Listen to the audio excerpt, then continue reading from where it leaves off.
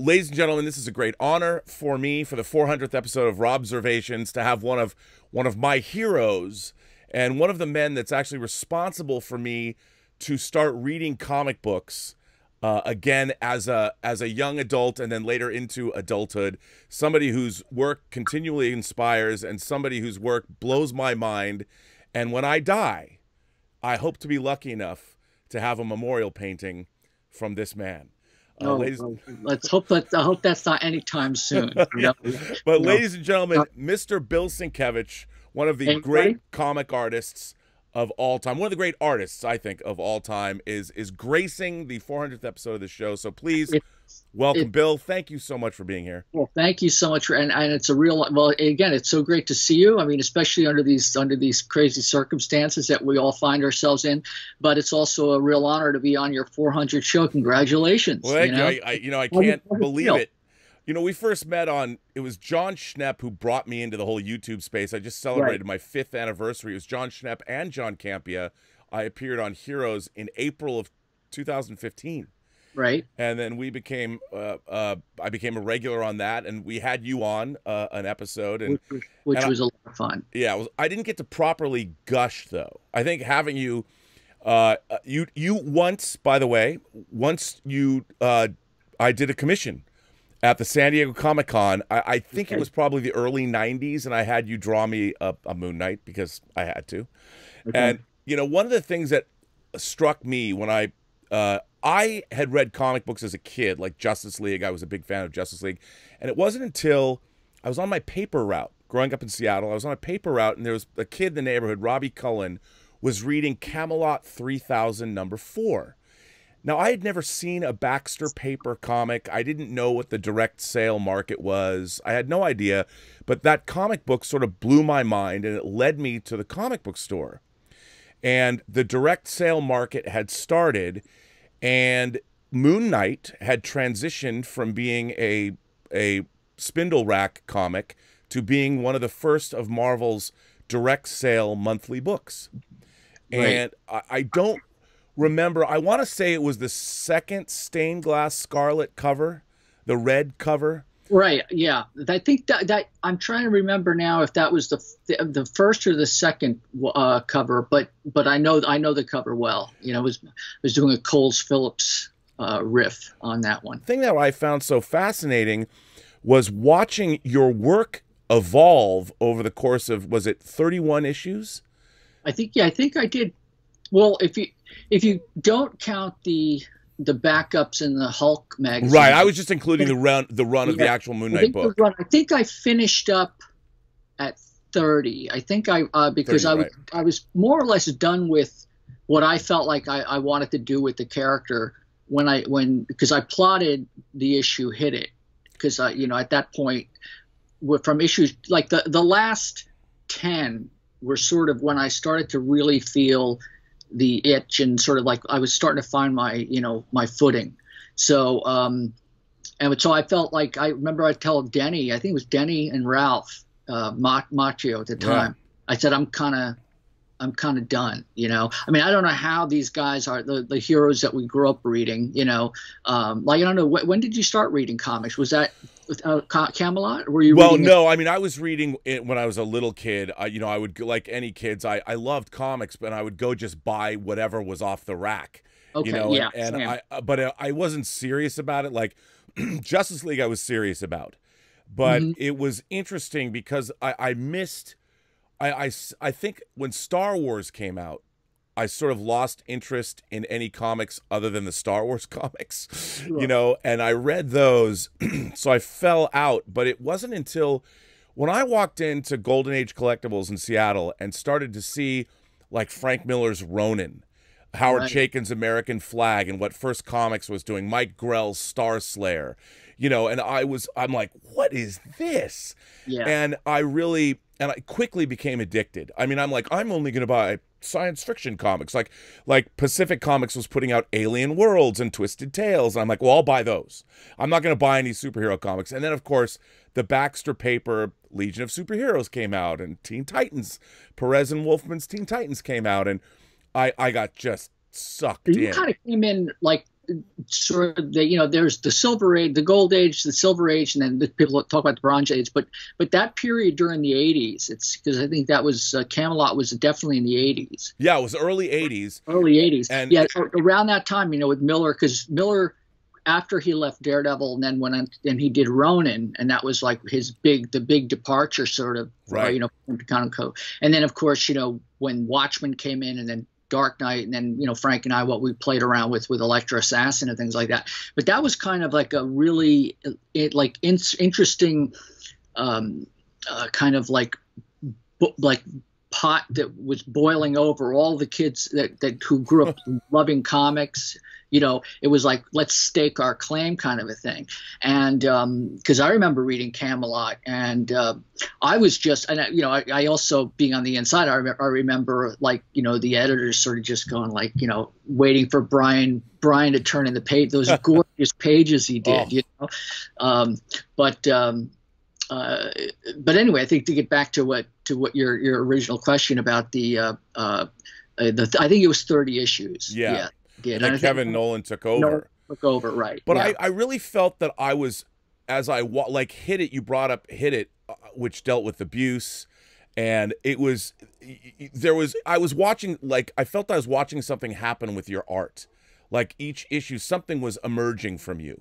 And you were going from more of a traditional comic art, and you were transitioning using Moon Knight, which I thought was sort of interesting, into something else. Like you were emerging, and I don't know, I used to think of you as an impressionistic realist. That's what I'll take that. That's pretty much what I think. I don't know if this is something that you go through as a writer and like a film person, that like if you start to try to figure out where your place is in the pecking order of things, or not even the pecking order, because that implies a hierarchy, but in the order of things in terms of what you do. It's like not necessarily staking a claim, but sort of what you offer individually, kind of a thing. So that's sort of what it felt like was going on with me at the time, in terms of, because I had loved comics and comic strips as a kid, and drew them all the way through high school. So I think by the time I'd come in to do Moon Knight, I was sort of steeped in the Adams world, and I moved on from Adams and discovered abstract expressionism and fine art and illustration. And then when I decided to go into DC, because I didn't think my work was good enough for Marvel, so I actually got a portfolio together. Wow. of a whole bunch of what I did was I sort of made a calculated decision. It's like, well, there are a lot of people doing Neil Adams. If I want to go into comics, let me just sort of do my version of what I was doing with Adams, and I felt like I had a better chance, at least to get them to look at it and give me a critique, because I still had another year of school left. So by the time I came in and then sort of ran the Neil Adams thing as far as I could, and what was the real turning point for me when you mentioned my stuff changing was the backlash that I got from all of the fans with the clone stuff. Yeah, because I grew up on a farm in New Jersey, and I think this is not the first time I've told this, but and the only time I would ever see comics was when I would go. My grandparents lived about an hour and a half away near Scranton, Pennsylvania, and so because he was a coal miner, so there was a little bit more of a town. And everything, there were two comic shops, not even comic shops, they were more like cigar shops, Right. And one had a spinner rack, and the guy, I still remember his name, Jerry, this old guy, with his pants up to here, like, and they always wore like sunglasses, and all the women, like the men's magazines, were in the back of the store, dingy little tiny place, and the spinner rack would have, an issue of Action Comics, and then I'd come in for the next issue and it wouldn't be there. I mean, There was no rhyme nor reason. It was like there was like there wasn't even an issue, a gap. It was almost like whatever was there. I mean, you'd find Sad Sack right next to a Charlton comic, right next to, like like the obsessive compulsive Dot, like with Oliver Dot. I mean, so I was reading everything. It was, but it was so it was a great experience to sort of like take all of that in. And when I was on comics and I was doing the Neil Adams stuff, I sort of felt like I'd run through a lot of the things I had kind of like that, gestated within me. So by the time I'd gone to art school, I felt like I had, quote, been there, done that with the whole Adams thing, with the whole certain comics approach. And I felt like, well, my sketchbooks were just full of like this bizarre, like fashion type stuff, abstract stuff. And I thought there was a big disconnect for me internally. And I said, well, I want to try to put some of this in the comics.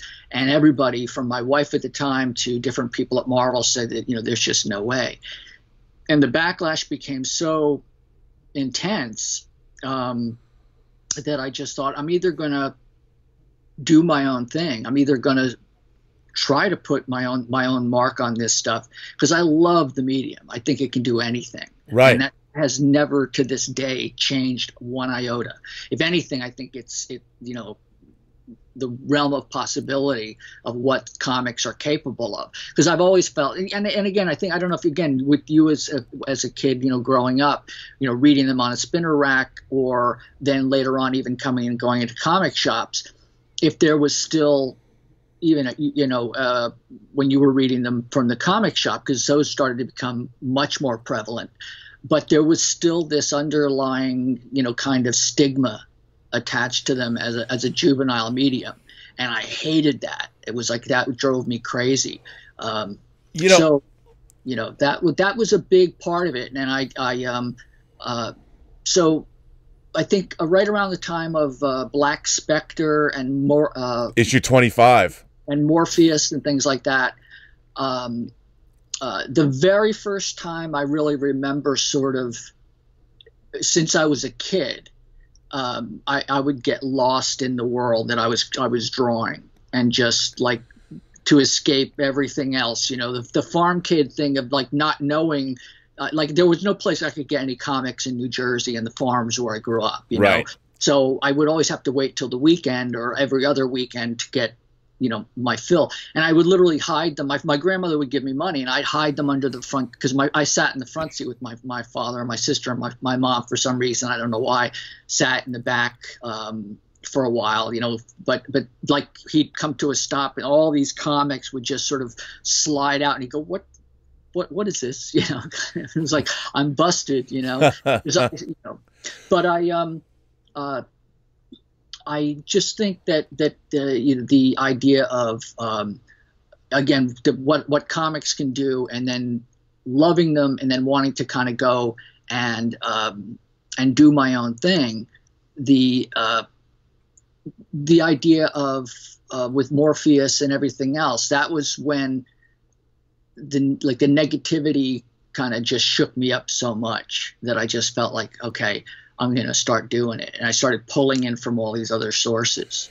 Well, yeah, I mean, what I thought was so interesting about Moon Knight, and it sort of was teeing you up to move on to other things, but Moon Knight had a supernatural element, not just a superhero element. And you had like Werewolf by Night. It's still one of my favorite comic book covers. I think it's Moon Knight 28 or 29 with just the snout. The Werewolf by Night snout and the crescent moon dart. Oh, it's just the eyes, and it was just all black. And I was like, you used black in comics the way I had never seen before.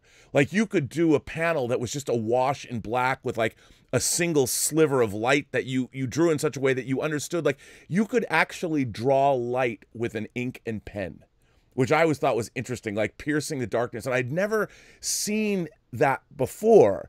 And I think it was sort of the way that Moon Knight worked as a comic. But then when you left, first of all, I was very sad. I was very sad, and Moon Knight only lasted another. It was weird leaving it, I have to admit. Even though I was done, mentally and ready to move on, it was kind of a mixed feeling because it was sort of like, well, there's that freelancer panic of what's next, But you saw the hit it cover with the way that you did the cover with the sort of the child's drawing behind Moon Knight, and then when Kevin Nolan took over, and he was good. He was a good artist, but he wasn't, you.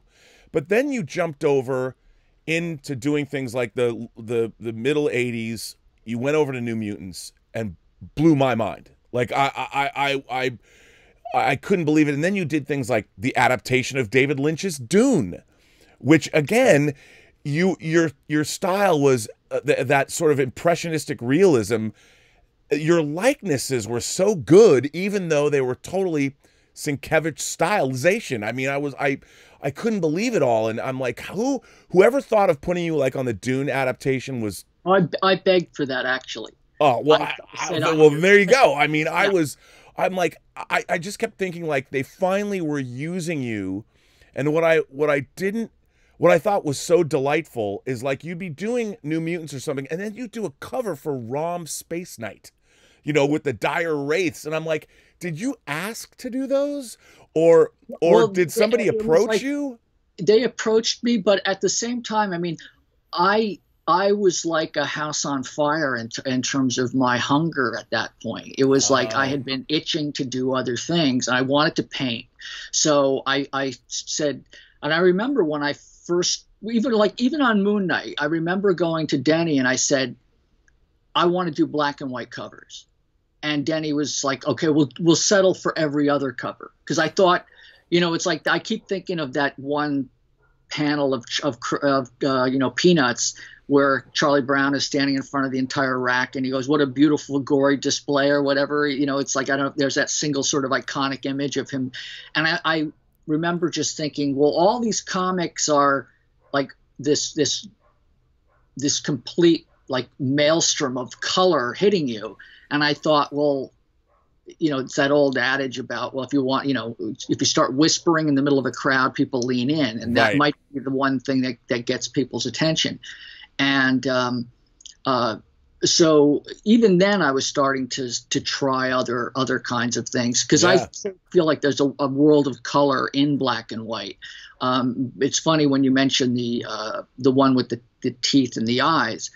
I had actually, and I if you actually have ever see the original, I mean, I was the last cover I got rid of. I sold it a number of years ago. That person got lucky. Whoever has that cover. Yeah, he paid a pretty penny for it, but I think he got a real deal out of it, considering the marketplace and what things are like now.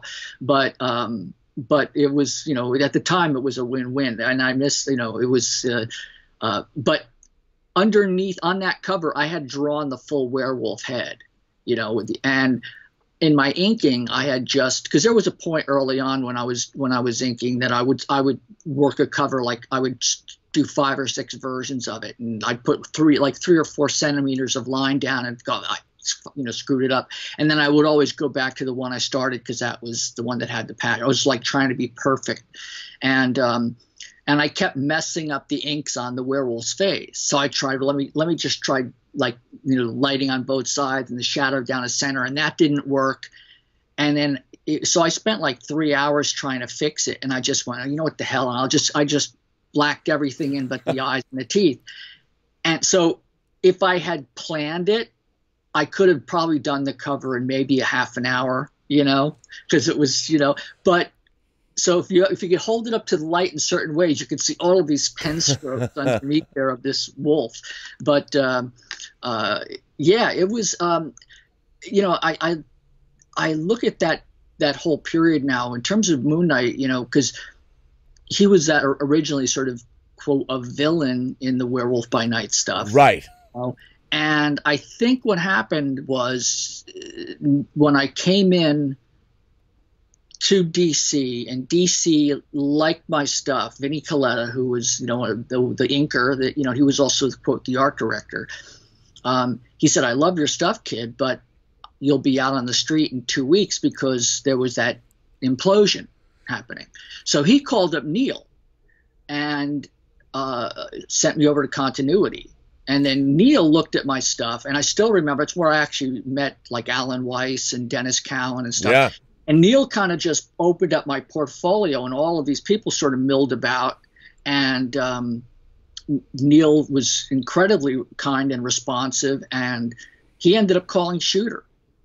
And I went over to Marvel. So literally from like taking the train in from Hooterville, right, to bouncing around, Manhattan, because it was quite a ways away from where I grew up, sure, in Jersey. I think they saw, because I got hired at Marvel with nothing but DC characters. It was like I didn't go in doing Iron Man or the Hulk or anything else. I mean, Shooter even said to me, he goes, costumes don't matter. He goes, the point is you can tell a story, And so I think because it was Batman stuff, he said, well, what's a character? I think he probably had some kind of enclave or, conclave with the other editors and said, well, what character could possibly be like Batman? And I think somebody came up with the idea of Moon Knight, because I'd never really heard of Moon Knight. That was right. one of the comics that was not on the rack when I was a kid, So I thought, the idea of turning the cape into the crescent and everything else, it was a way of playing with, within that realm of Batman and the noirish aspects, but do it in my own way. Yeah. Well, and it totally came through. And like you said, the black and white covers, that was really after Moon Knight went direct sale. Right. And then you were doing these, because the Black Spectre cover was basically black and white with the great, they used red for the logo, which I thought was genius. And then you kind of kept that up. And then there's the unbelievable cover with the character with the scimitar. And the Moon Knight squaring off with what is it, issue 27? Oh, yes, yeah, right. That was, the one where it's sort of in the sandstorm. Yes. Yes. I mean, I remember like walking into the comic book store, and from that was the first thing I saw. I'm like, it wasn't just the art, it was the virtual camera. It was your mind's eye, the fact that you set up that particular. I'm like, this was so cool. That was another thing, is that I felt, because I was, I've always wanted to make movies, and I've been working in Hollywood for 30 years. And I felt like there was something so cinematic about your work. It was way different. There was something about the way it was panels, and it was like I call it coverage, but the coverage from your one shot to the next. I just felt that there was movement and energy that just flew off the page.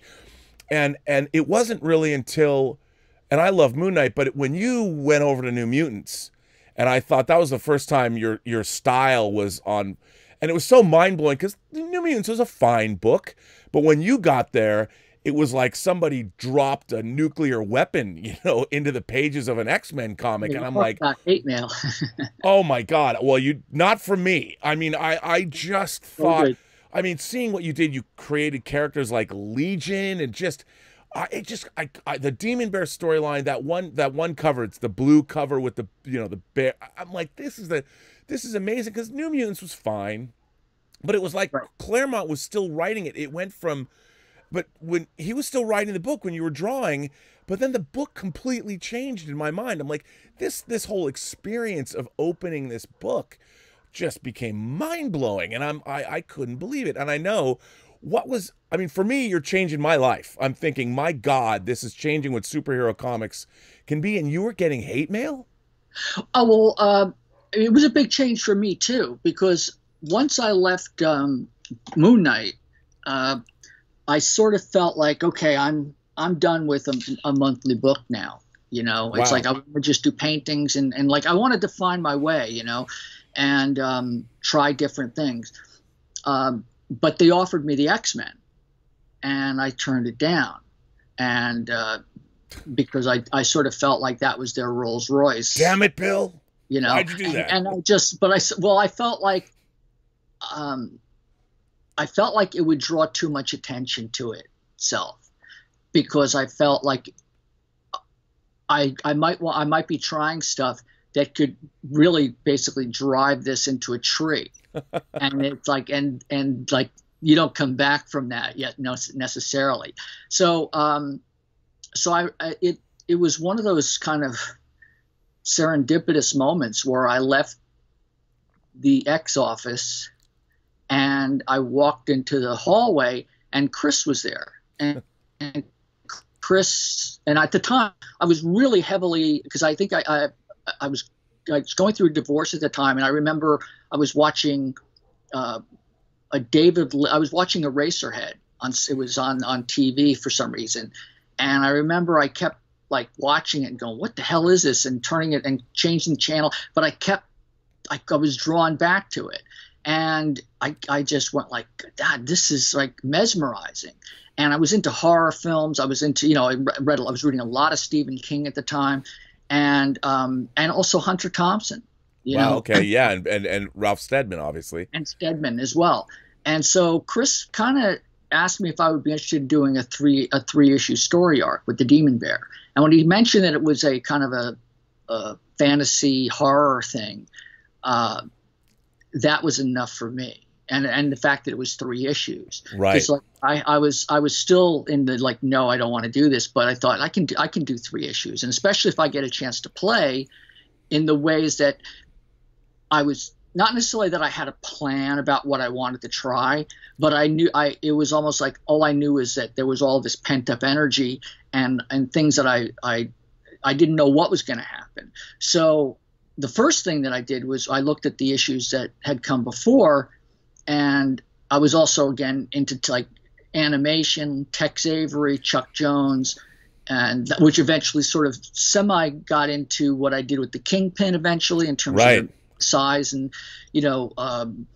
and so I decided that I would, for some reason, the characters sort of felt all the kind of the same size for me. They were almost indistinguishable, the way that Bob had portrayed them. Right. And I kind of enjoyed let's make this like let's make Sam this tall, sort of flat top, sort of maybe from not necessarily a military buzz cut or whatever, but kind of just make them all different. My favorite character at the time was Ilyana. Yeah, of course. Felt like I thought of her as the little girl in Poltergeist, except she was the poltergeist. She was this adorable little kind of innocent looking blonde who is just like, you do not want to mess with her, and so I started from personality, and then the characters, even like Rain with her transitional form. I mean, it was much more werewolfish, Right.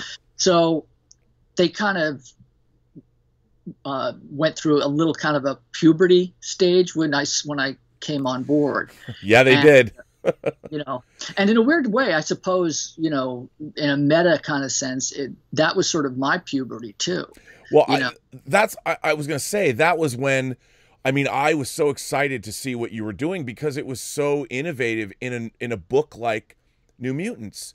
Now, when you first started turning in pages, what was the reaction, both from Chris and also from the editorial leadership at Marvel? Was Jim Shooter the editor-in-chief then as well? Yeah, he was. Yeah. He was. I think I was very, very fortunate because Ann Nesenti was our editor, and Ann is she's brilliant. She's just she might have, everybody talks about Brian Epstein as sort of the 5th Beatle, and that kind of stuff. It's with apologies to Vivek Tiwari, but but the idea of her running interference, and she did a lot of that.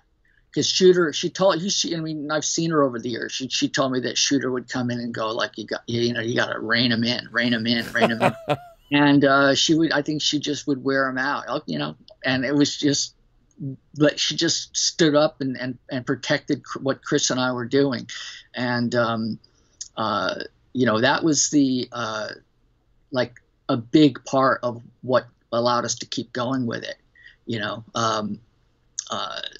like some of the geometry and like sort of the angularity of things that I would never have attempted in Moon Knight. It was, and I look at it now kind of that, there was Moon Knight was the starting point.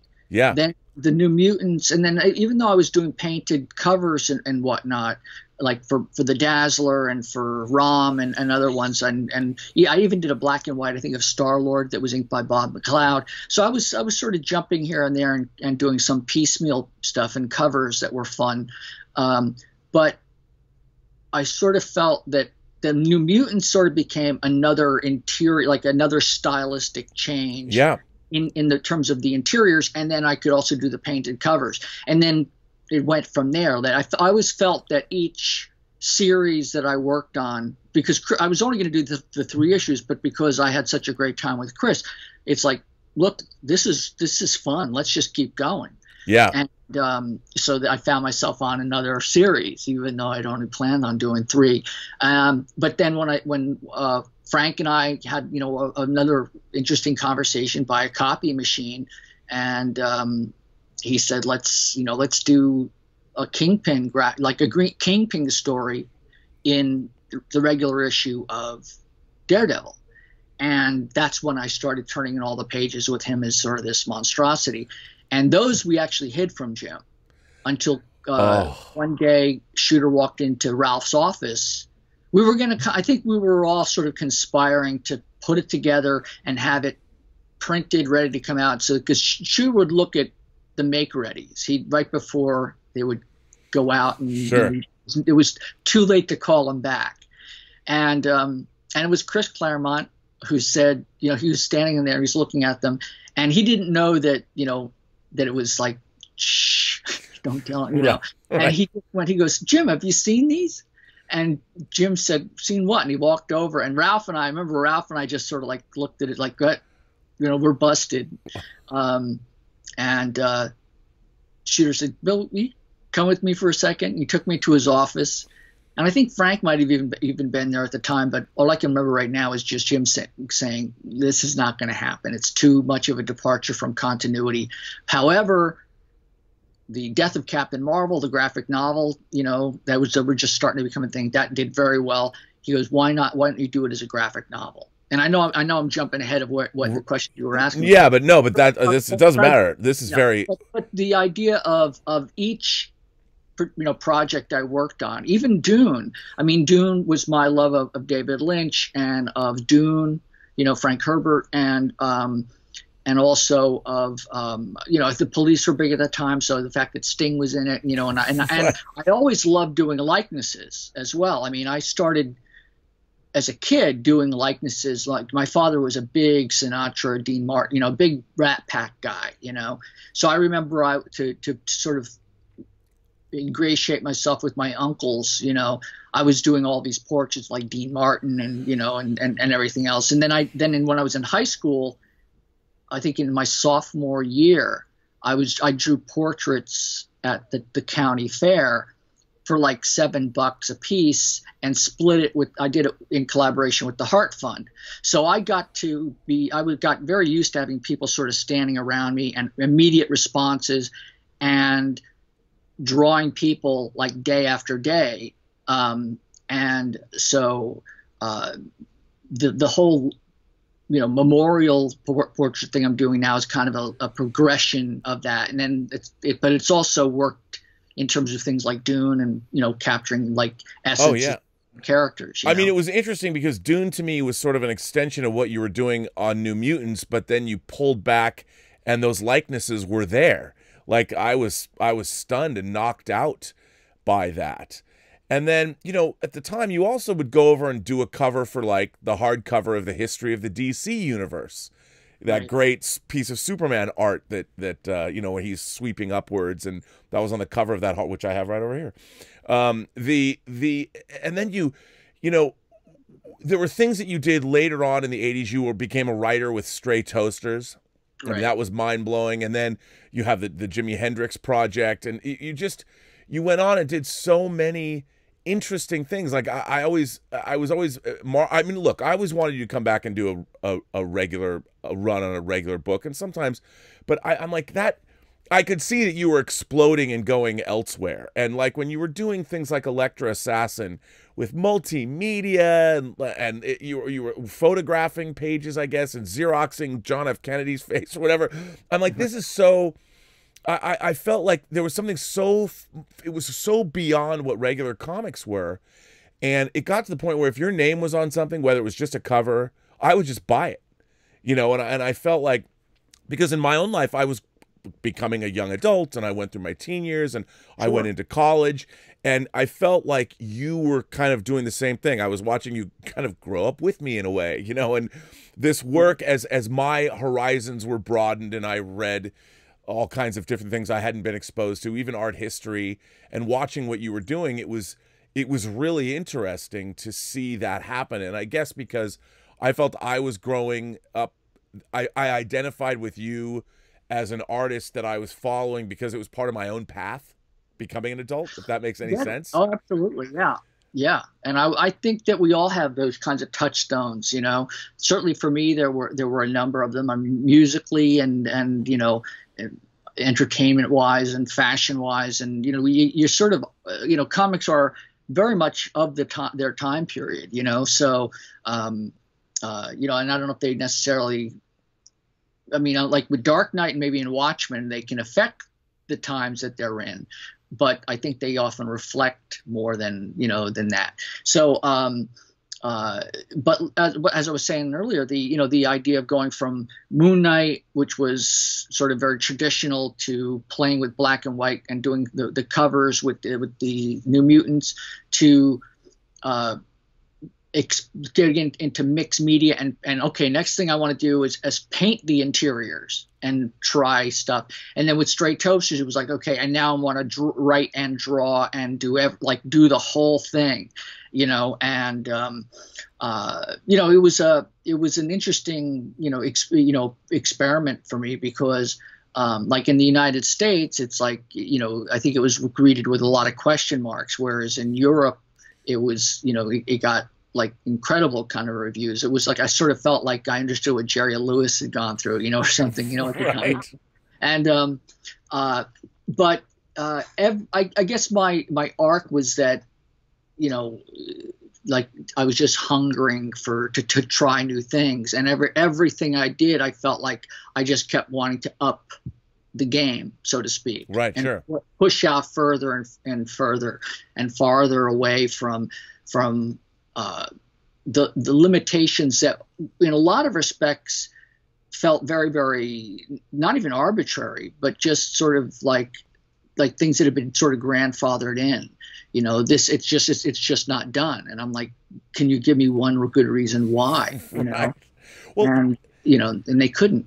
Well, let me ask you, you know, I always want to look forward, and I feel like, you know, we're talking about the ancient history, but there was something I don't think that a lot of people really understand, at least in my mind, about the 80s, which was, you talk a lot about music, and I felt like pop culture in general was cross-pollinating. I felt that, you know, Yes. the music, the pop music of the 80s was amazing because you could buy something on the 4AD record label, like Cocteau Twins or an early Bauhaus record, and then you could Right. go get The Police, or you could go get Prince, or you could there was just so much interesting techno music, whether it's Depeche Mode or New Order, and there was so much going on. And to me, it was like when I would go to the comic book store, there was a store in Seattle called Time Travelers as well, that had records. So you would get 12-inch remixes, and there was people doing strange covers, and it all sort of fed into the same thing. So you couldn't be, in my mind, I couldn't be a comic book fan and not also be a music fan. Like, I would literally go to the comic book store and then make another stop at Tower Records and just flip through the indie 12 inches and find out, you know, well, what's the next? I would just buy music sight unseen, that just because it was an import 12-inch from Japan or England. I was such a snob. I Right. hated American vinyl. And there were record labels like 4AD being one of them. I would buy anything that 4AD put out. And they had very interesting multimedia type covers. And some of the stuff that you were doing in Stray Toasters and in Electra Assassin and things like that reminded me of, well, some of the music covers I was seeing come out of Europe and things like that. And it all fed, and movies as well. And it all fed in. Even the movie poster artists, like whether it was Ansel or Bob Peak or something, or people like that, and it was all kind of the same So it wasn't just comics, it was all of pop culture, magazines and publishing, the design of things. Howard Chaykin's American Flag, but seeing how it was Bruzenak, that Ken Bruzenak, is that how you pronounce his name? Yeah, yeah. And the way he would use lettering, that he would make his lettering. I mean, the first time I actually heard sound effects in a comic book was because of the way he used letters to draw like gunfire. And it was just all of this stuff happening at the same time. And I kind of feel that like in the 90s, as we moved into the 90s, that all that excitement, that integrated pop culture thing, whatever that was, sort of went away. And I don't know why. Yeah, well, that's still a mystery to a lot of us, that, you know, because we, you know, and Frank and I have had this conversation. I think Alan and I even had it, you know, a number of times, you know, and probably Dave, because at one time it's like Frank and Dave Gibbons and Alan and I, you know, we sort of felt like, you know, we were all trying to push in various interesting ways. And I think that, you know, we even like did a do-si-do where we switched partners kind of a thing, you know, and I ended up working with Alan on Big Numbers, which is a whole nother story. And that, yeah, you know, I was going to stay away from that, but it's one of the great. But it, you know, no, it was in a weird kind of a way. I mean, what kind of messed up Big Numbers? I mean, Big Numbers, you know, just very, very briefly, and, you know, interesting, you know, and sad note is that, you know, the great Dear John Schnepp, you know, may rest in peace. It's like he actually interviewed me on a documentary for that, what happened with Big Numbers, and through some corporation that was also doing magazines, and we were going to do another version of it, and, you know, for one reason or another, they never followed through on it. So there's footage out there of me being interviewed by John, at least for an hour and a half, talking about Big Numbers. And I mean, we should say that Big Numbers was your collaboration post Watchmen with Alan Moore, and there were 2 issues that came out. There were 2 issues that came out. I had done the 3rd issue. And I think, you know, what the story was really pretty much about was about sort of the chaos, the butterfly effect, you know, the randomness of things. And there's undercurrents that, you know, that the beating of the butterfly wings in Africa can affect, you know, the rain in Nebraska kind of a feeling. And so there were all these characters. And at the time I was, you know, I lived in Westport, had broken up with my girlfriend, and my parents had passed away, and I was dealing also with like 45 different characters as, you know, people, not like models, you know, and I also selected an art style that I wanted to try to, you know, emulate. This is all pre-digital, so you know, so if I wanted to get a blur effect on a foreground object, I airbrushed, so it was labor-intensive stuff. And so life, the chaos of life, is basically it's a version of Terry Gilliam's like Lost in La Mancha, you know, right? Like in a weird kind of a way, the fact that like what happened with Big Numbers is that, you know, the meta aspect of the chaos of life sort of causing this project that we all like loved working on. It just became this monstrosity of you know, I mean, even the main woman, you know, who was the character of Christine Gathercole, she invited me to her wedding because we'd become really good friends, and I think I gave her, I think there was that T-shirt I had done with Christine's face in it with the numbers and everything. Yeah. I gave her that original for her a wedding present, and I said, look, as soon as you get back from around your honeymoon, we got to get, you know, going on the next issue. And she said, I'm not coming back. You know, like my husband's in the military. I'm moving to Germany, and I'm like, you know, and I felt like the jilted lover, you know, the jilted boy. Like, it's like, how could you? It's like we're making this comment. How am I going to, you know? And so there were things like that were just all of these, you know, life things that kind of went in and just sort of caused it to fall apart. Right. So it was, you know, it was a little bit of a, it's the one. I don't have many regrets in this business. I still feel and have always felt incredibly fortunate, because all I ever wanted to do was draw comics. All the other stuff that I've been able to do has been just, gravy, and something I really, worked hard on, but I also am very appreciative of it. So I take none of it for granted. But the idea of, moving, and working with Alan, and then, and Frank and everything else. But to get back to what you were saying about what happened during that time, I think we were all discussing, well, this is going to be it. Comics are finally going to be accepted, and then Neil Gaiman came in with Sandman and Dave McKean, and, and of course you had guys like Bisley and David Mack, other people sort of coming in with their own ideas of things. Mike Allred with Madman. Yeah. And so it just felt like this explosion. And I don't know what happened. I mean, there's been a number of theories that have been floated that the people who grew up reading our stuff, who were like the real fans of, like, comics are going to go to the next level. I think that the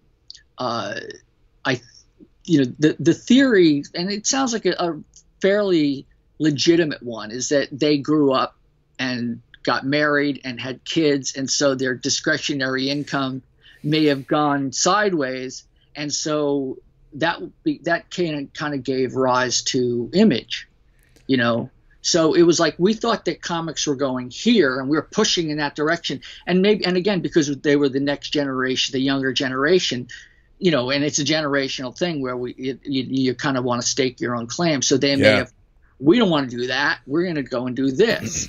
And so, with what, Liefeld and Jim Lee and Silvestri, although Silvestri was, he was definitely a Marvel guy. I mean, he was just he still is such a fantastic talent. Eric Larson and Valentino. Valentino was an independent guy, Right. So I think they had, and of course Todd, I mean, the amazing Todd. So, I think that when they split off, and this was around the time also when the stock market aspects of Marvel, I remember reading in some newspaper, some financial section, that when those guys left to form the company of Image, the Marvel stock actually dropped. So, and I remember thinking, things are never going to be the same. Everything started to become more corporatized, and to the ubiquity that we find now, where it's just like, I remember when I did the cover of the New Mutants with the fairy tale cover, and great. I was paying a little bit of homage to Evie and Earl. So some of the squirrels or whatever, I think, in the rabbits in the front were definitely sort of a nod to him.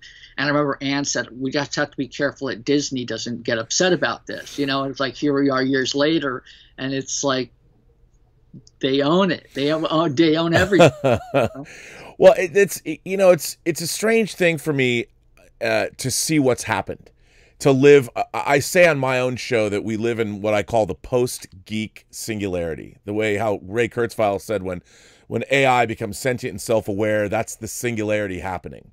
Right. But in our case, everything that I grew up loving, that I didn't have friends that were into comics. I mean, I went to the comic book store by myself. It was a solitary thing, and before I could drive, I had to take 2 buses to get there, and then I drove, you were a fan, absolutely. Oh yeah, I was really into it, but I was also I was a very social kid, and I was in student government, and I had girlfriends, and I played sports and all that. So I had these it was almost like a Jekyll and Hyde thing, because I knew that nobody else was interested. So, and I liked what I wanted to be, a comic book character. I wanted to be Captain Kirk, and so you had to know people, and I liked working. I worked in retail with the public and video stores. As I started when I was 13. So I had these 2 sides to me, but I never thought that we would live in a world where everybody, every kid, it's now where the world is steeped in comics, and I can't believe what we're getting. There's Lock and Key and the Umbrella Academy. I mean, they're Legion. There's a character. I mean, I think about that one. I think it was New Mutants 26. Was that the Legion, first Legion with the orange cover? Yeah. I mean, yeah. Who would have thought that somebody would have, like Noah Hawley would come along and do a TV show like Legion, and you're watching it and you're like, I can't believe I'm watching this. And it basically was evocative of that first cover that you drew. If you could take that image and translate it into a TV show somehow, I never thought I would live in a world where somebody would do just that, and it was good. You know, and Legion was, I mean, you know, Noah and Dan and, you know, and the entire cast, I mean, they just knocked it out of the park. I mean, it was Lynchian, it was Kubrickian, and it was its own thing, but it was entirely Noah, and I mean, everybody just made that thing magical. But I don't think it would have existed had you not drawn that character the way you drew him, because obviously he became a big part of X-Men lore, and there's been many different storylines, but it was your run. I mean, that initial impulse that created, I think, in people's minds the character of Legion, what it was. And so what is that like for you? 30 years later, somebody's spending some big coin on a TV show, and letting a character, or letting a creator like Noah Hawley, I mean, that couldn't have been the easiest thing to get greenlit. Yeah, I'm going to do an X-Men TV show. Oh, that sounds good. Yeah, but it's not like the X-Men TV show you might think it's going to be. And he was able to pull that off. What is it like for you to see sort of something that you were there at the genesis of turn into something like the rest of the world that Marvel, $3.5 billion or something, that's what Endgame made. What's it like for you to see the world now? Well, the world, I mean, like say on a specific level, like regarding how I feel about, say, Legion, and then get into sort of the grander, like again, to use that word, ubiquity, but of comic sort of mass culture, for good and ill, according to some sources, I mean, Bill Maher being one, and but for me, it's like I was thrilled and really kind of just sort of blown away. And I remember there was a little bit of a feeling of vindication as well, because of all the pushback we had gotten during that period of time when I was doing this stuff. So it's like, see, but there was also, I still remember, and again, again, bringing up the whole idea of being a kid on a farm, baling hay. It's like the idea of like, you're going to be on a red carpet someday, kid. It's like, yeah, it's like, it would probably mean that I was vacuuming somebody's, like office building or something. But an interviewer asked me, he said, like, how do you feel about the fact that it's such a, that they've made it, similar to what you just asked me. It's like, how do you feel about what they've done with, with Legion? And this was at the beginning of the second season. Right. Are you surprised by its success, or, or something like that, or how do you feel about the success? And I said, let me put it in context for you. I said, I love this TV series. I'm still amazed that they let us do the comic book. It's like the TV show is, I mean, its own thing. Because again, I look at it that we're all being influenced, culturally by each other, especially in the digital age. Yeah. So, when when Noah, and I talked, and he told me what he was planning, and then also say with Josh, when Josh and Nate, Lee sent me their kind of production packet of what they had planned for the New Mutants. I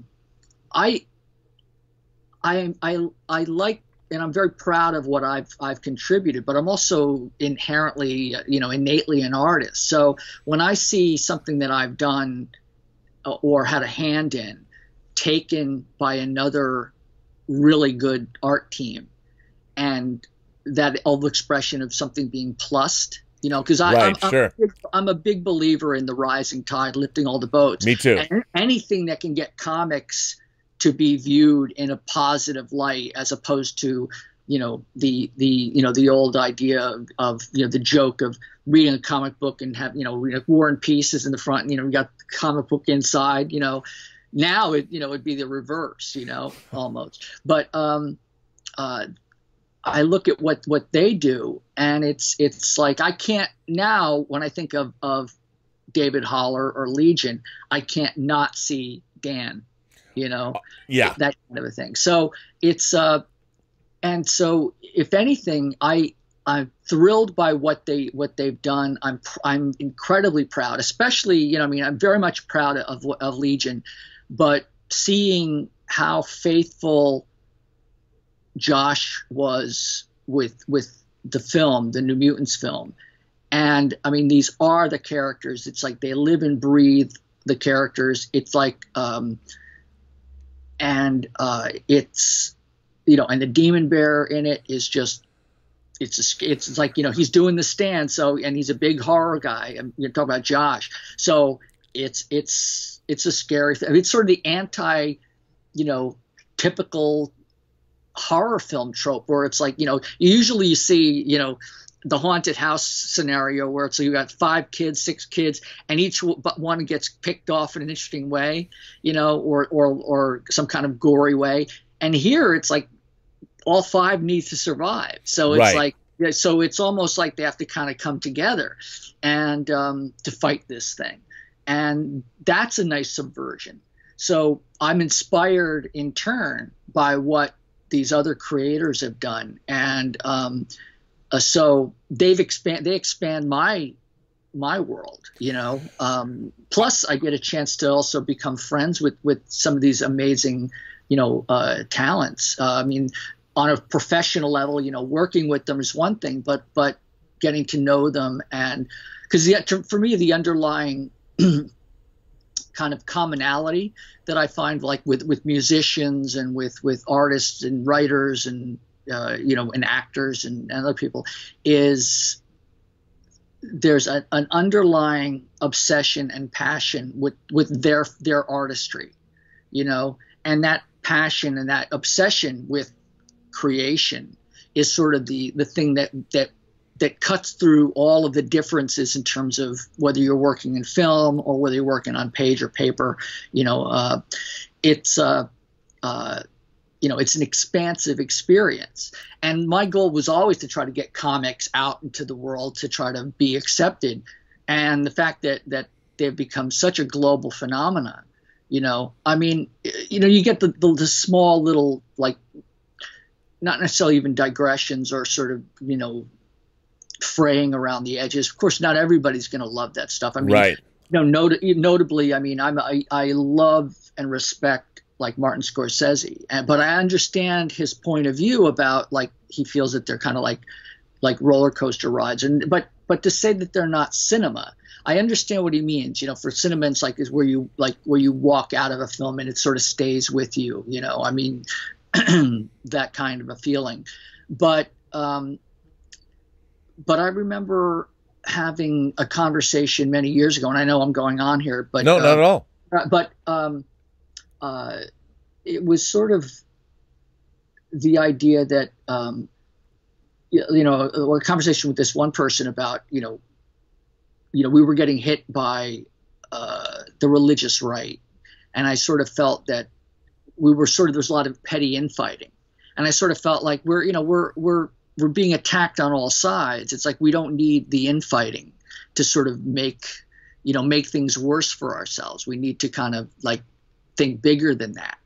So the negativity and the sort of less than complimentary, I can really appreciate what they. But at the same time, I'm also not of the mind like that, like where I've seen some fan sites. I mean, there are a number that I could mention that I watch, you know, in addition to what you and John do, you know, but who are very much, you know, like, I mean, I've seen some of the responses to like the Star Wars films, you know, that have been like, I mean, I haven't seen that much, like, you know, flames and torches since I watched the first Frankenstein. I mean, it's, you know, it's pretty intense. And of course you get Comicsgate from that and everything, all that other kind of a thing where you start to feel like you're dividing up, you know, amongst yourselves, and you know, we're living in fascinating times, and I feel like this will all settle out. It's like, you know, like with female characters or characters of color or characters of you know, of the LGBT, you know, community and things like that, where it's much more inclusive, you know, where everything's not being whitewashed. I don't get upset by that. It's like, because I don't feel like I don't own any of this. It's because to me it's a big tent, and that comics can do anything. And when you, again, and I'm speaking as a fan, but also, you know, somewhat as a professional, but also as kind of an observer of, you know, of trying to observe the sort of the human aspect of it. And that when the pendulum goes in one direction, you know, and then when things start to, you know, quote, equalize or become right, there's a tendency for the pendulum to kind of swing really far the other way. So right now I feel like over the last several years, there's been some shoehorning of things where, like, we're gonna do this and you're gonna make it politically correct or whatever, and it, you know, and certain films you can tell that have been or series or whatever that have felt sort of forced. Yeah. And then there are other ones that just feel like they occur very naturally. I mean, if you look at you know, Fincher's not Gone Girl, but Girl with the Dragon Tattoo. I mean, strong female protagonist. You know, it's a very interesting character study. So it's almost like the changes of characterizations and gender and everything else. It's all being done because it's time. These things need to be kind of reflective of where we are culturally. And I think things will sort of even out, and I think, you know, a lot of it will sort of, you know, die down, and a lot of the sort of rabid sort of anti you know, stuff will also die down. I think, you know, things might segregate a bit more. Yeah, I guess what confuses me, I remember when DC had the Milestone universe, and you had black comic creators coming together to create black themed characters, black characters. I bought all those comics, and I never thought to myself, well, these comics have an agenda. You know, I'm like, no, you've got a bunch of black comic creators doing something that we didn't see a lot of, which is put more black characters at the forefront. And I really liked the books. You know, I was Icon or Static and all this stuff, and I'm like, this is cool. You know, I'm getting a perspective that I haven't received a lot of, but I don't remember, there was no backlash about this. And these guys and the creators were they were making kick-ass superhero stories, but they were bringing their own perspective to it. And in my mind, I'm like, great, this is a new perspective. I enjoyed those books, but I never once thought, I didn't feel that these books were like saying, you, sir, you don't know enough about our culture, so we're going to do these comics and make you understand. There is that element that I feel has come in. And again, I think that's part of the pendulum, you know, sort of swinging. Right. Because for me, a good story is a good story. I mean, it's like, and that's how I feel about it. You know, and regardless, and again, the fact that there are more, you know, women writers, more writers of color, it's like again, the more the better. It's like, let's make more and better interesting comics. 100%. And so and the idea that you know, being a white Polish guy, it's like, I can certainly, it's like if I read something, say by Dennis or Dwayne McDuffie, it's like in Milestone, it's like, they're just, like you say, they're just fucking great comic books, right. Or any, there's just so many out there. And I think that I think fans are really keen in terms of sniffing out what feels agenda driven, as opposed to what feels like a natural progression. Because I don't think that there's an agenda by and large. I mean, the only agenda I really feel that there is a corporate one, which is about making money. Well, I feel the same way. I mean, when you hear that, okay, the New Warriors, everyone's talking about Snowflake and safe space, I'm like, well, that's not exactly subtle. If you want to make something very didactic, that to me is uncreative. And I think back to that explosion of comics in the 80s where the form was challenged, even in the... I mean, I think the funny thing about why Watchmen, and I love Watchmen, it's one of my favorite things ever, but it challenged the convention of what a superhero was. Right. And you guys did the same thing. And when Frank Miller, who of course makes his name with Elektra and Bullseye, when you guys come up and collaborate on Elektra Assassin, then it becomes something completely elevated beyond what Frank Miller was doing in the pages of when he's doing a regular run in a comic, and it revolutionizes that run, like he did with the Bullseye and the Elektra stuff in the pages of Daredevil. And then when he came back and did it with the Born Again storyline, that's one thing. But when then you guys go do Elektra Assassin as a graphic novel, I didn't know that story about Jim Shooter saying go do that. But I remember getting that, just being like, this is amazing. And that was first published by Epic. It was later collected. Right, with Archie Goodwin as the editor, and Joe Duffy as co-editor on that. Yeah, and I mean, again, seeing the covers that you painted, it was like, oh my God. I mean, it seemed... I liked getting it in other forms, like when it came out in hardcover or something else, because it just seemed like it deserved to be in a hardcover format. Like, I liked Epic Comics, I bought a lot of Epic Comics, but it just seemed like what you were doing, I wanted it bigger. The format change. Yeah. I wanted, like what Humanoids Publishing was doing, or a European publisher needs to come in and put this in a big format so I could have a giant version of it. And that was happening. I mean, that was going on, and it was really exciting to see. And I think, look, we all grew up with that stuff, and now people like Noah Hawley, who was probably reading this stuff and finding your stuff when he was a kid, is now in a position of power to go make these things. That's what's so exciting now, is the gatekeepers that are working for these corporations are able to somehow get things made. Like, I couldn't believe Umbrella Academy got made. Like, who looked at, you've got a musician, writing comics that right. now gets turned into a TV show. And to me, that's sort of the definition of what I saw happening in 80s pop culture has now been writ large on the big screen. And now we're seeing, well, a musician can team up with a comic book artist, and then they can make a comic book that's later turned into a TV show by Netflix. I mean, there's this synergy. And like you said, agenda, like I never felt, one of the things I liked about comics was, yes, traditionally it was more of a male medium, but then you saw things like when Sandman came out and the character of Death was introduced.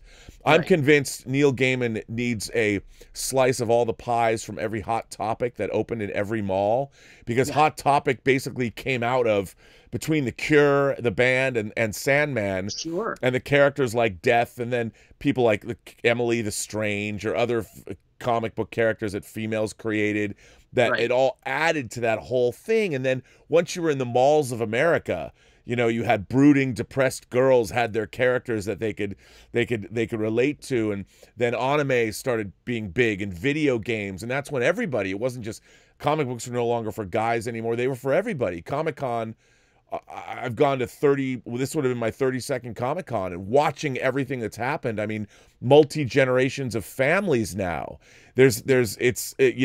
Girls are dressing up. They've got as much at Comic-Con as boys do. And so that whole idea has gone away, and I watched it. I absolutely love that. And again, it's like, I mean, like, like I'm working, you know, and again, you know, Kelly Sue DeConnick and I are working on Parisian White, and she's been incredibly patient because I've sort of been, you know, jumping from different films and TV stuff to and doing other things, but that it's like it's been percolating with me for, you know, for so long to like, how do I want to really approach this? Is like, do I approach it like I try with big numbers? So and the thing is that the story that she's written, you know, it's like she approaches it from a completely different way from every other writer I've worked with. And so the idea of a challenge for me, you know, to work on a story that I wouldn't have done, you know, in any other capacity. It's like, because there's no capes, there's no superhero stuff. Right. It's all it's noir. It's, you know, and it takes place in, you know, as in Paris and so on. And it's such an exciting challenge. And to me, it's like when I see people, you know, again, like Colleen Duran or Gail Simone, you know, or, you know, you name any number of creators out there who are just pushing stuff and expanding the medium. You know, when you think of strong female characters, it's like the idea of like Elektra to me is a strong female character, and I don't feel like there's any, again, to go back to the term that we're discussing about agenda. It's like there is, you know, I know we're talking about it, but it's at the same time, and I was probably the one who brought it up, but it's like my eyes kind of glaze over even as I say it, because it's like the whole idea of, is it an interesting character, male, female, or otherwise? You exactly. know? And you know, and I mean, you know, I feel personally that now is the perfect time for there to be. I mean, when they did Deadpool, you know, a hard R, or Logan, you know, it's like I would love to see Elektra Assassin done with that sort of dark, twisted sense of humor, you know, with a strong, you know, unknown, you know, character who's actually Greek, you know, it's like, and you know, and just like go absolutely ape with it. And I feel like it could be, you know, it could be something really special, is the way I feel about it, you know? Yeah, I don't know though. So now you've got Marvel, obviously the success. I mean, people, when you average out, there's so far been 23 Marvel Cinematic Universe movies released, and if you average out the box office, they've all made $1 billion. Like if you take all, which is the insanity of that, and the success of having someone like Kevin Feige, who worked on 13 Marvel movies, including Elektra, before the Marvel Cinematic Universe. He saw what worked and what didn't work, and was able to do something like that. I think the very success, though, might make it really difficult to get that kind of an Elektra movie made. And I agree with you.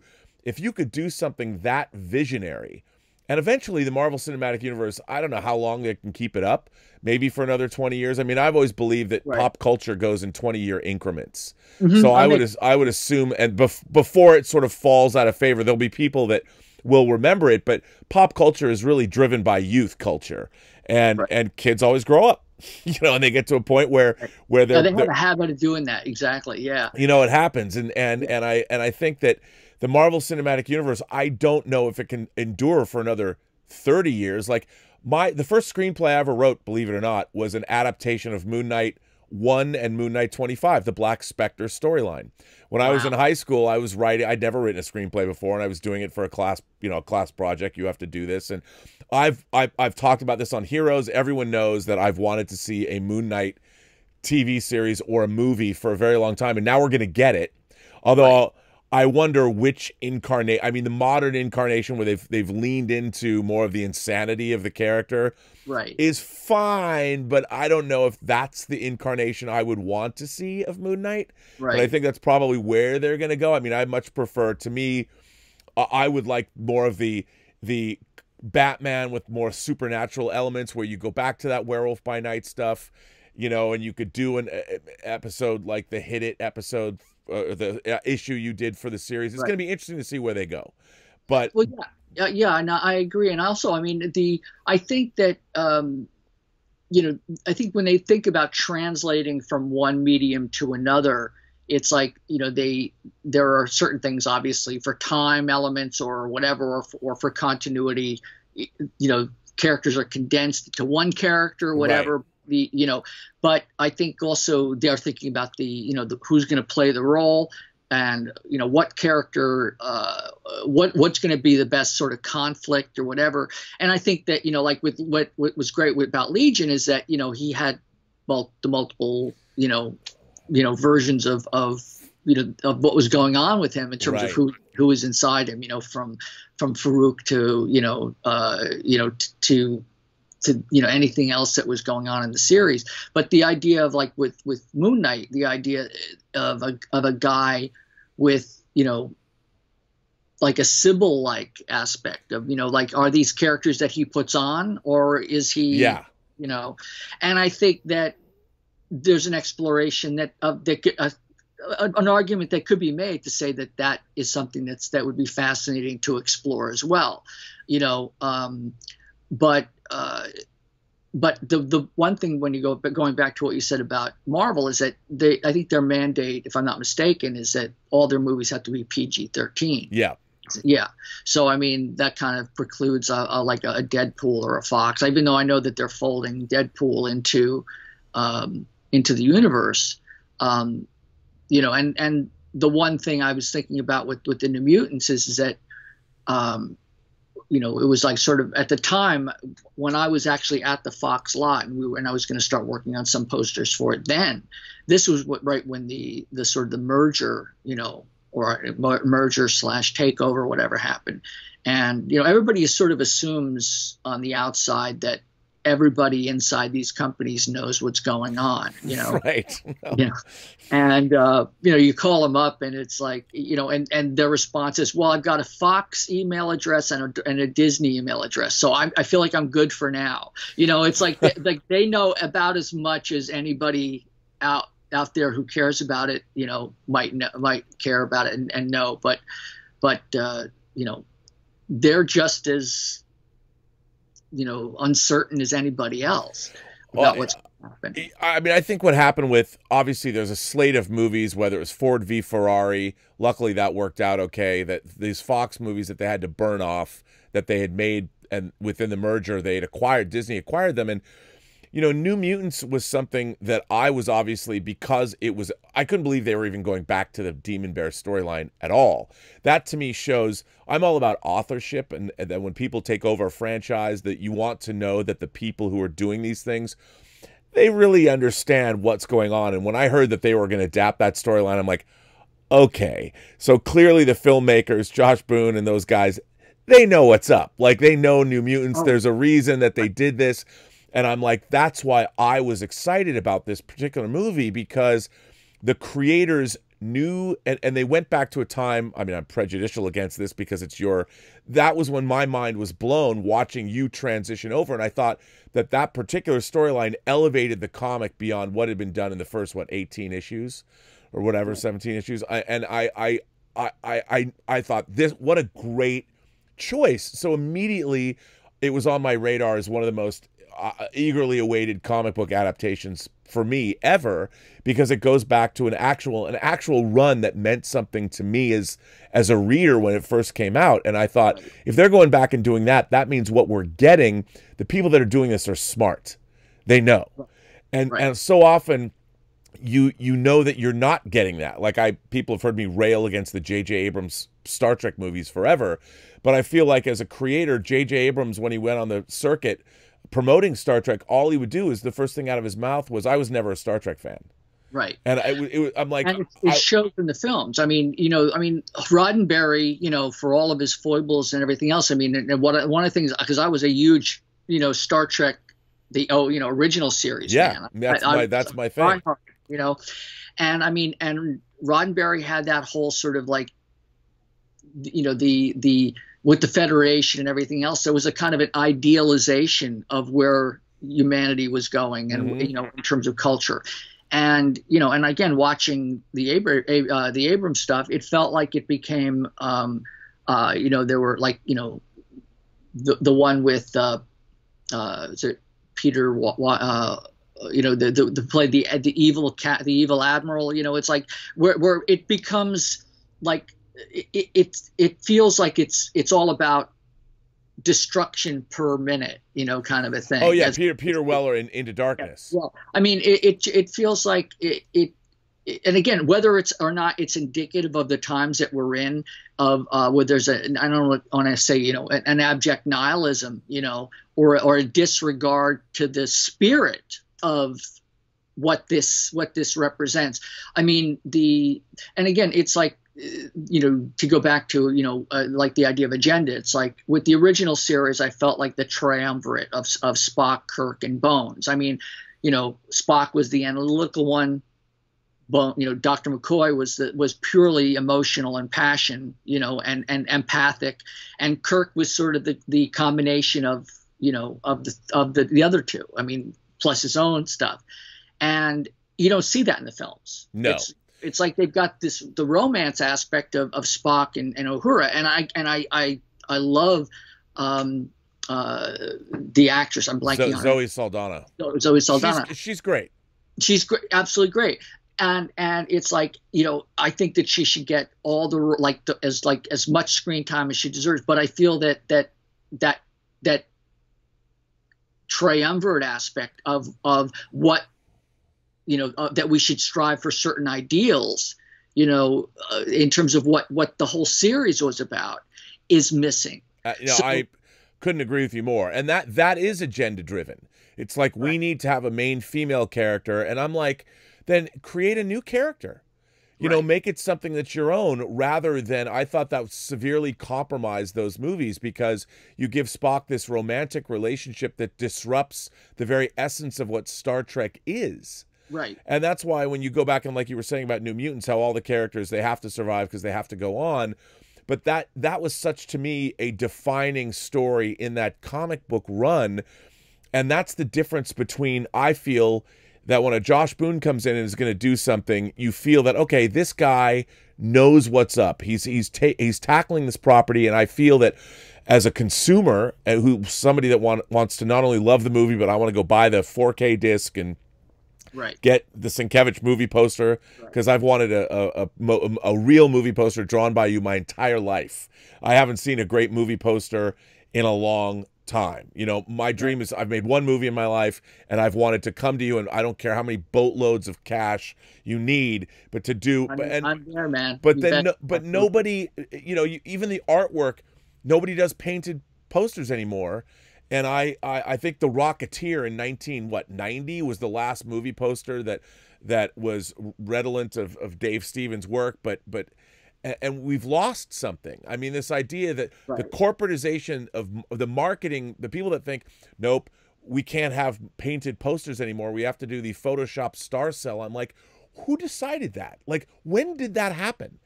And the idea of artwork like that has somehow gone away. And now that everybody's, I get what corporations want. Publicly held corporations they work a certain way, but they're sort of diametrically opposed to when they acquire Star Wars, and you have a corporate agenda that says, well, we need to do something it's kind of a remake of the first film to make people familiar with what it is. They're undercutting their own property, because that's not why people like things in the first place. People love Star Wars because when it first came out, no one had ever seen anything like that before. There had never been a science fiction film that remotely resembled Star Wars. And I felt when you went over on to New Mutants and I watched you as an artist, that's one of the things that what you were becoming was something new. And again, I didn't know Ralph Steadman. I mean, Ralph Steadman's work and the Hunter S. Thompson connection, I discovered later because of you, and like when they embraced it, when Terry Gilliam made Fear and Loathing and he was allowed, or with Nail and I, the movie with Nail and I, Steadman, you did stuff for that. And it was like, okay, then you felt people really knew what was up. And now I feel like we get so much entertainment where somebody makes some knee-jerk decision in a boardroom somewhere, and then we all have to pay the price. Well, and it's, there is a tendency, or this sense that take whatever's popular. I mean, like that well-known story. I mean, when they did the Emoji Movie, and I think it was a David, no, it was not David Allen Greer. It was Key and Peele, Jordan Peele and Jordan Peele. I mean, when he was offered the role of Poop, he said, it was like, and then Patrick Stewart ended up doing it. It's like he said, I'm out. I'm directing now. Right.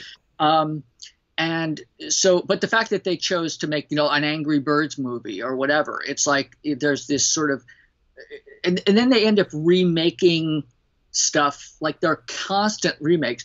The thing about the Star Wars that, again, this is my own personal beef with it, is that when they had the final trilogy, at the time, Mark Hamill and, poor Carrie Fisher, may she rest in peace. It's like and Harrison Ford. And I know Harrison was not a big fan of playing the character, but it's like usually in a trilogy, it's like, it'd be like watching the Avengers, and then the third one, it's like all the characters that you come to know and love are sort of sidelined, and it becomes a series with a whole bunch of new characters that really have nothing to do. It's like I would have loved to have seen these characters age and sort of go on with their story.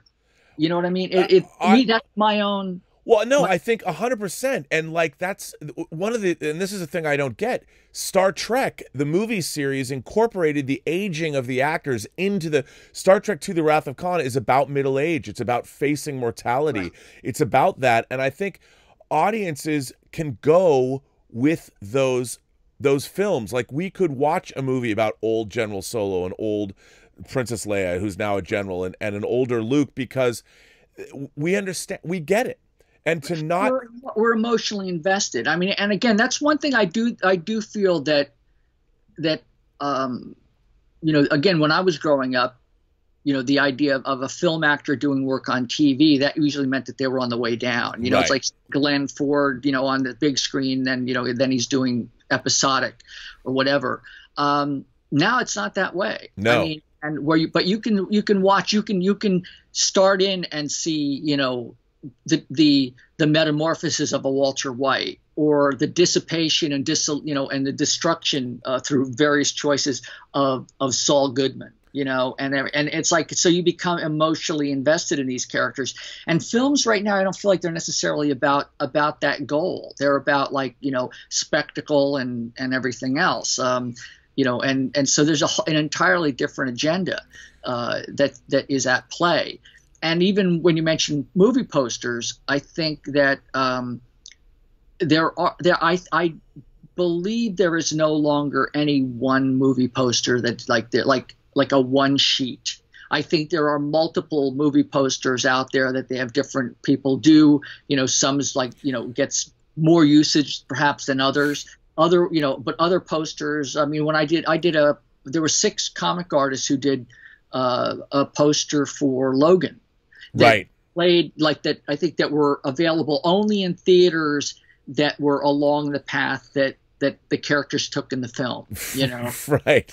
And it's again, and that's part of the marketing. But again, I always, that was one of the things I wanted to do as a kid, is I fell in love with illustration, and I wanted to do movie posters. I would love to have been doing Time magazine covers, but at the time, Sports Illustrated literally used to have illustrations in them. Now they're all photography. So a lot of these things are kind of in name only, and I'm talking about even with films, that they have a character, that's like, this is such and such a character, and yet it's nothing to do with what people are familiar with. And that's the one thing, to go back to Josh and what he's done with the New Mutants, is that just in the same way he knows Stephen King and he knows The Stand, it's like he's familiar, he's a fan of, because I think that even the creators, the things that I'm a fan of,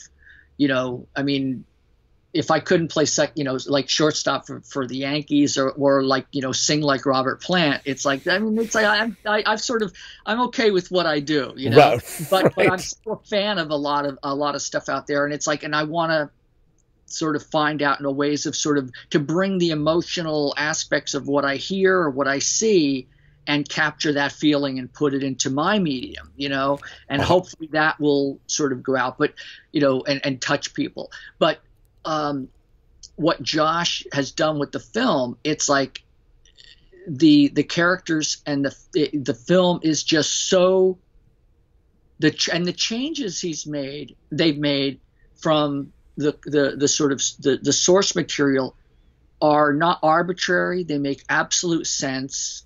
They actually enhance the level of sort of the claustrophobia and isolation, and up the stakes. It's like so it doesn't feel like it was done again for any kind of agenda. It's like it's just a damn scary, fun movie where at the end, and I've watched it, like I said myself, I've watched it as I was working on the poster and some of the pieces I did for some of the opening credits and the end credits, because I'm doing both aspects, but of that, and I don't know how much they've used of the front is, you know, the pieces that were coming up at the beginning, but I remember like the first one or two times I watched it was just to watch it, and then later on I watched it sort of like frame by frame because I need a larger version of this still because I'm already, you know, but yeah.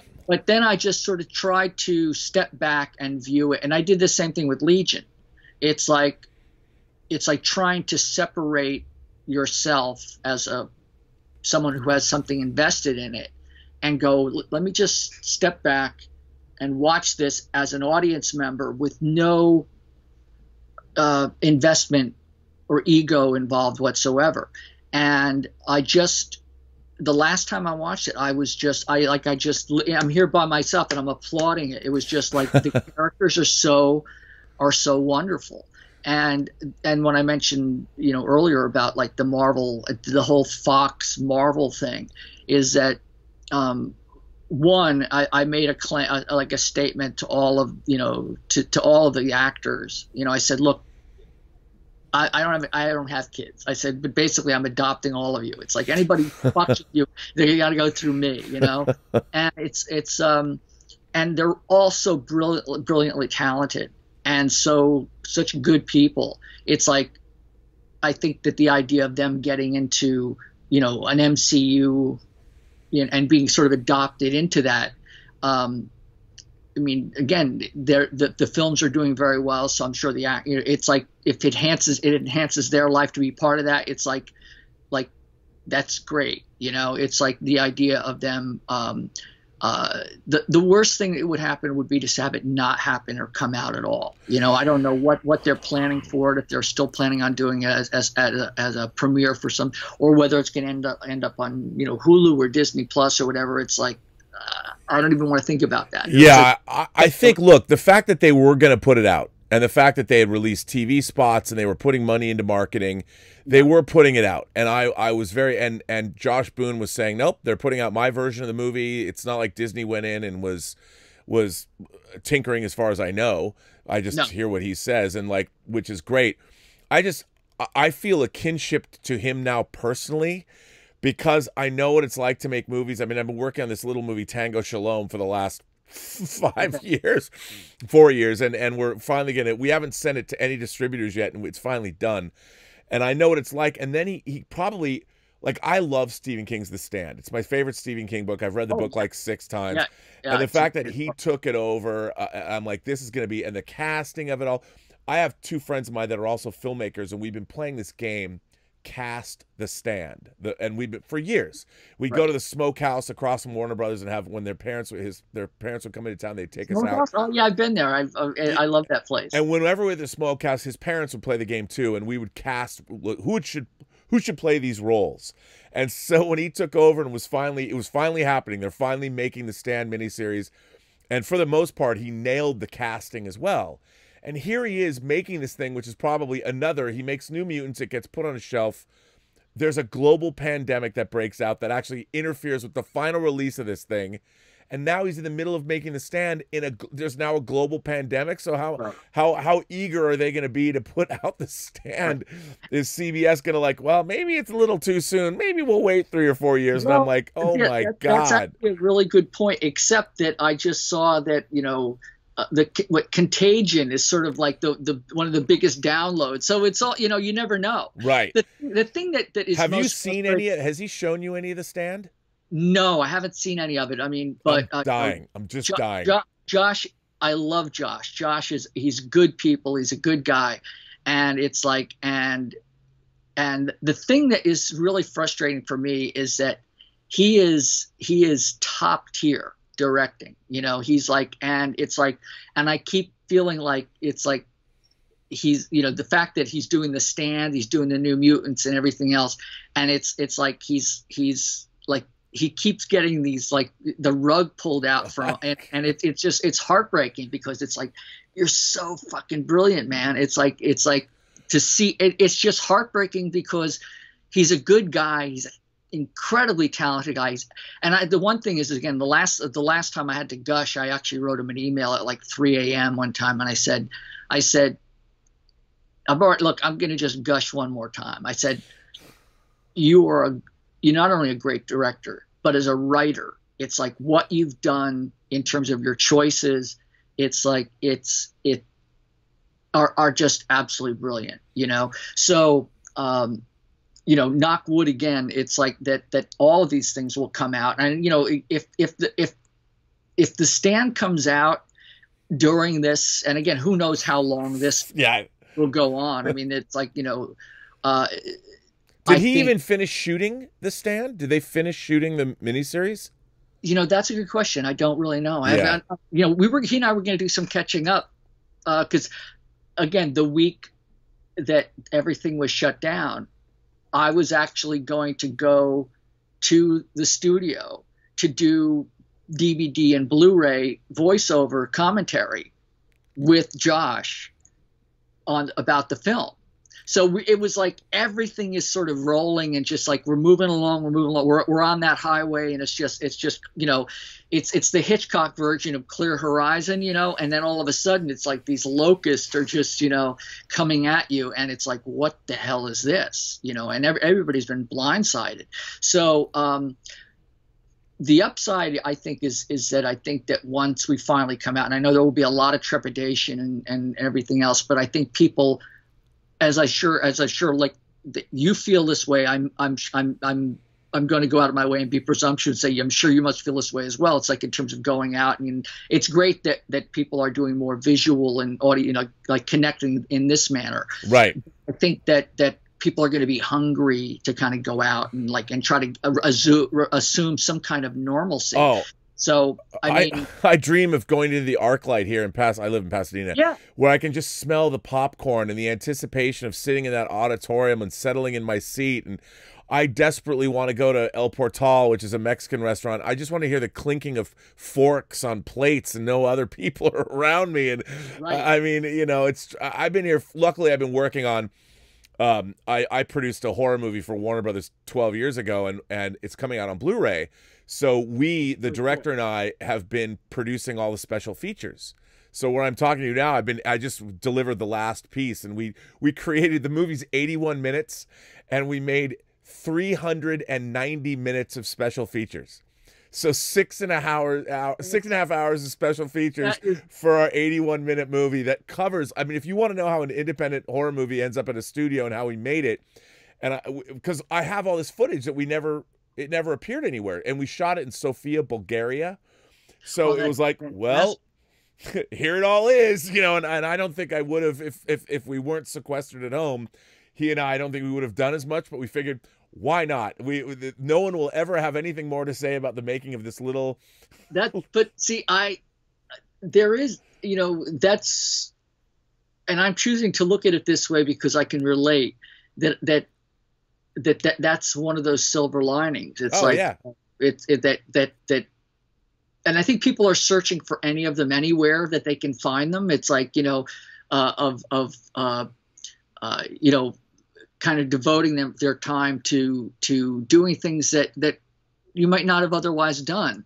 It's like people can't go out and hike in the park anymore or whatever. It's like they're sort of locked in, and so people are picking up guitars again, and Right. or like maybe I will finish that screenplay or whatever. So and certainly on one level, I mean, nature seems to be adapting quite well and taking back some of. I mean, the skies in LA are clearer than ever. It's like swans and porpoises are coming back to Venice. It's just sort of like, in a weird way, it shows what we've done as a species, right. And that and it's like, and when our time here is done or whatever, and the cephalopod, the Lord and Masters of with the 8 arms or whatever, it's like that.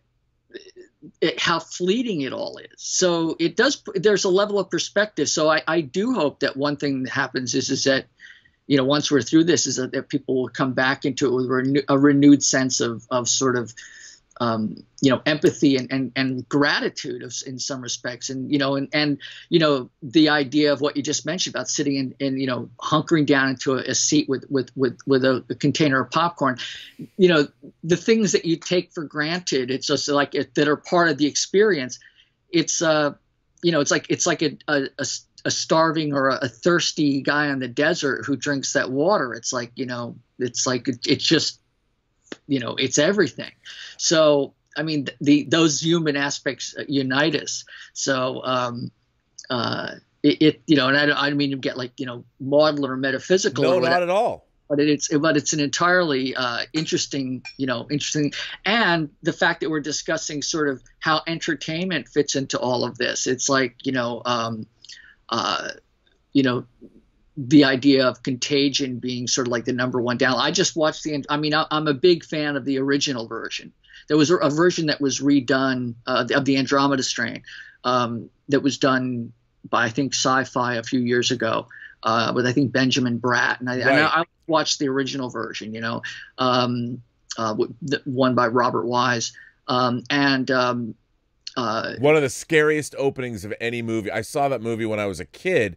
Yeah. And I'll watch any movie about diseases. I mean, I love stories about pandemics. And there's this crazy, no, he's not crazy. He's a writer in Oregon. He hasn't written very much, but he wrote this book called The Third Pandemic. And his name's Pierre Ouellette.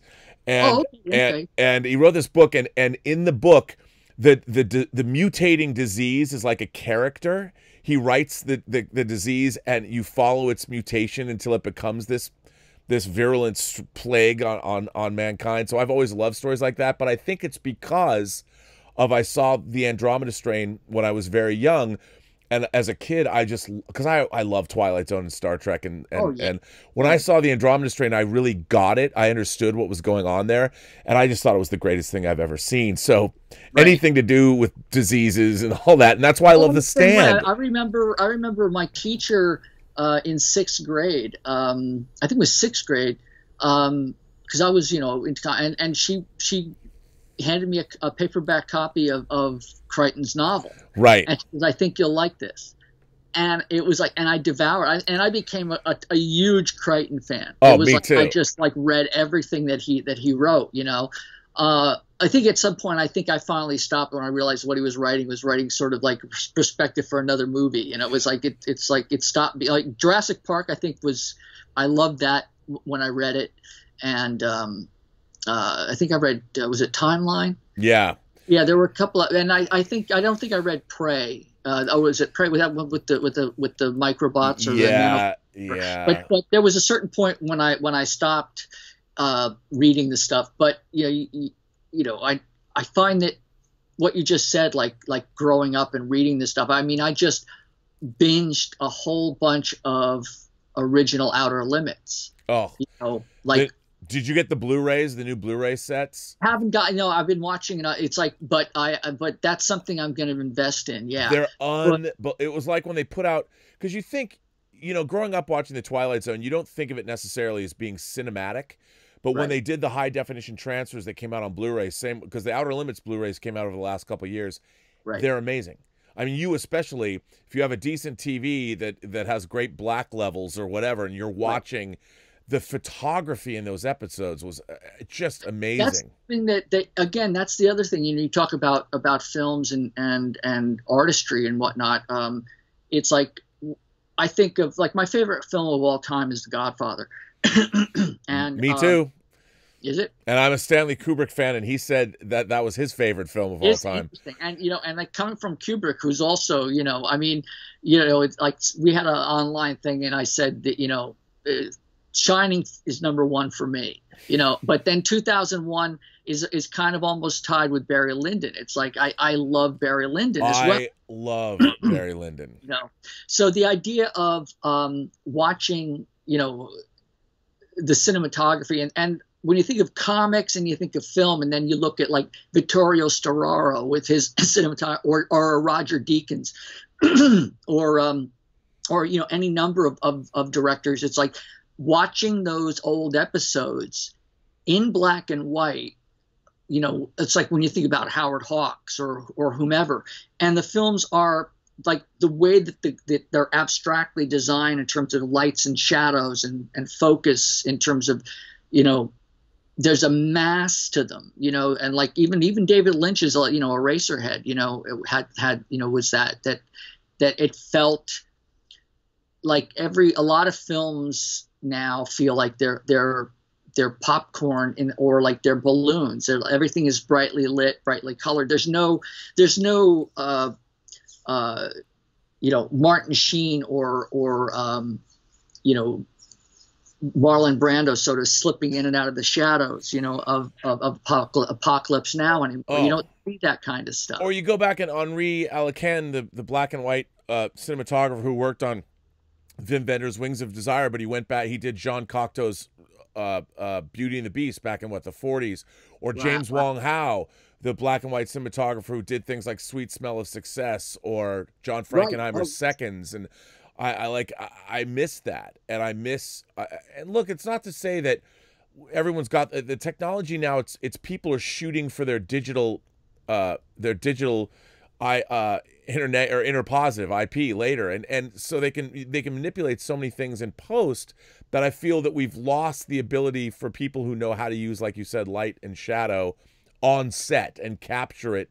Right. It's all altered in post. And also for me, and is that, there's the impact of the characters, how they act in terms of the act and the performances. But to me, I mean, just even thinking of HAL 9000, I mean, it's like, that's a character, I mean, it's like he's just this red eye. It's like, and sometimes it's like you see the pulled back, and then other times it's like he's completely cropped out of the frame. And other films are, there's an emotional, Fritz Lang's Metropolis. I mean, the city is a character. It's like, Burton's Batman. It's like, there are ways to tell a story that are all subliminal, that add to, to the mystery and everything else. I mean, so much of Ridley Scott, how many times did he actually show the alien, in the first one? Because with digital, it's just because you can do it doesn't mean you should, kind of a thing. I mean, Alien is a great example. If you look at Alien Covenant, his last Alien film, compared to me, the first Alien is it's as near perfect as a movie can get in terms of its milieu, its setup, its execution. It still looks like it was shot yesterday. Yeah, I mean, the film it's just incredible. And, I love Ridley Scott. I really do. But when I watch things like Prometheus, which is a gorgeous movie, I feel, what happened to the script? The script is it's sort of brain dead. Well, wasn't it kind of cannibalized from two different Yes. plays? Yeah. I mean, you've got that, and I think I read or I heard about one version of of it that really seemed to make a lot of sense. You know? And Mark Protasevich, who's a buddy of mine, he wrote the screenplay for I Am Legend, the one with Will Smith. Oh, didn't he? He also wrote a He-Man script. He wrote a script called Gray Skull that they should have made. But I loved his script for I Am Legend. I loved it, and I'm like, what happened here? Like, well, and yeah, the version that he sent me, you know, that the one that they didn't film, it was like, you know, it got Akiva Goldmanized. Well, I get, you know, again, it's like, you know, it's like I'm biting my tongue not to malign, you know. I know. Potential future employee. It's okay. I'll do it for you. No, but the point is that I think we're very simpatico in terms of a lot of what, like there was a film, I think was it called Midnight, not Midnight Run, Midnight. Oh God, it was I'm blanking. Joel Edgerton was in it, and he played the Iceman. Yeah. It's about a little kid who had who was like an alien. It was like. I know. Midnight Special. Yeah, Midnight Special.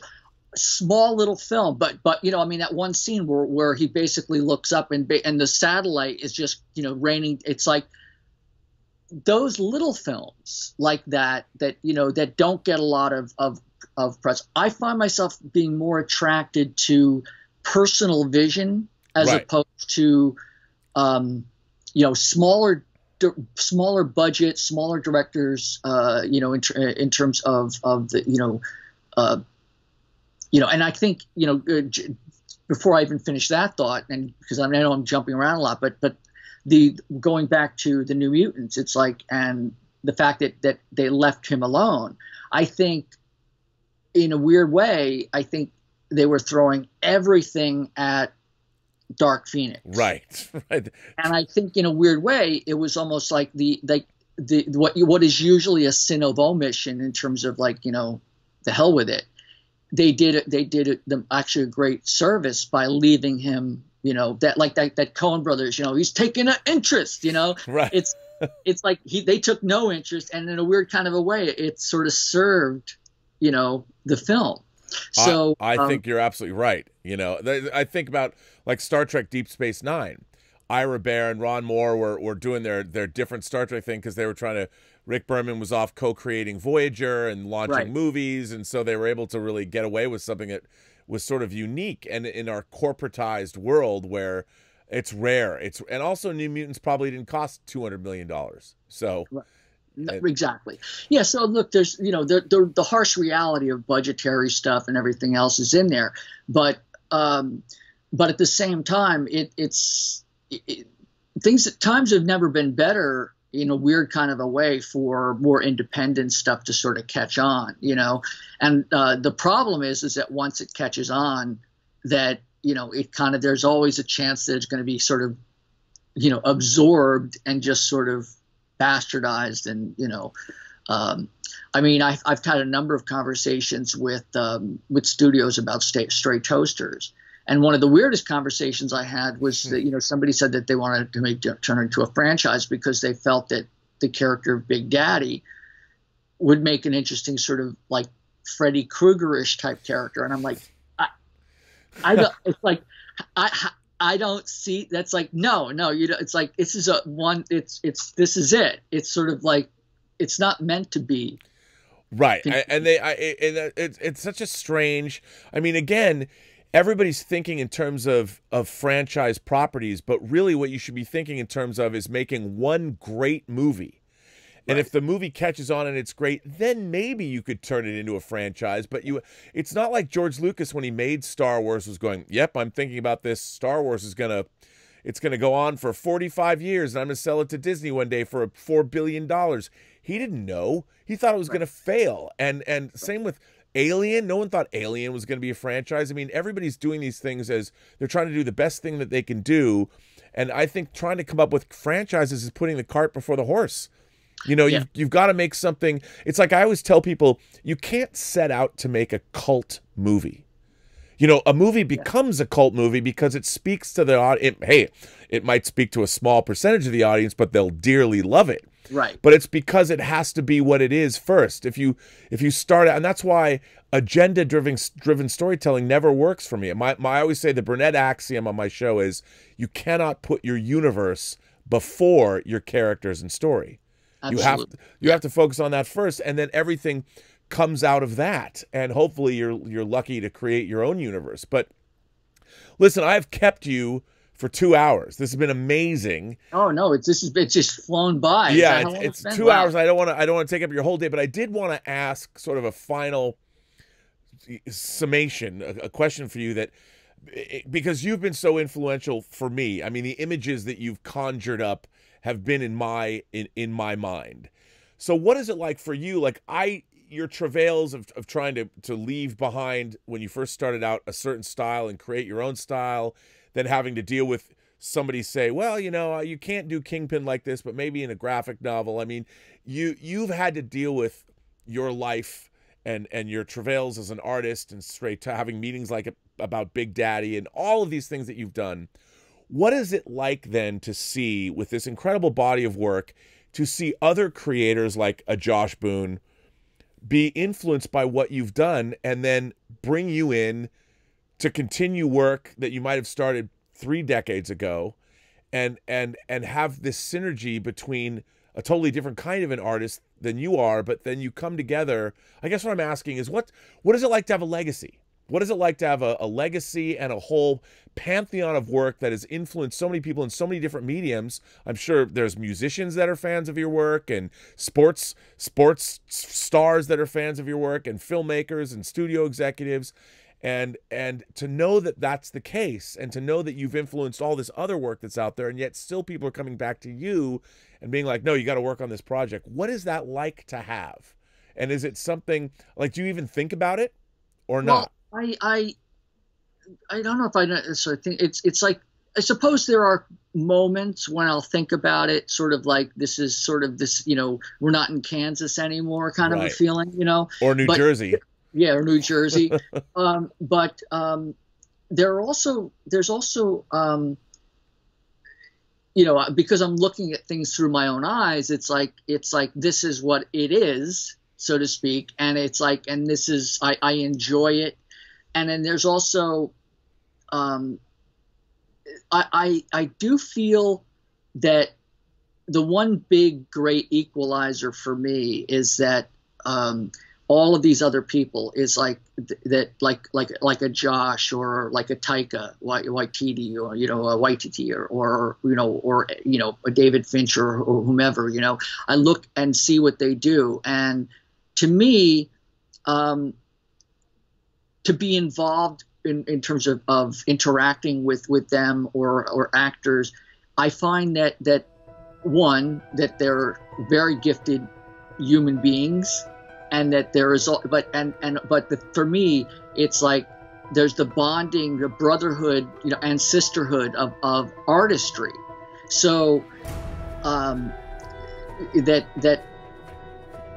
we sort of feed each other. We're all environments for each other. So the idea of the legacy or whatever, it's like I know what I've done. And It's like, I don't feel like I'm done by any means, and I don't take any of the responses or anything for granted. The gratitude level is, it's off the charts. It's like a lot of times all I care about is like, what is next?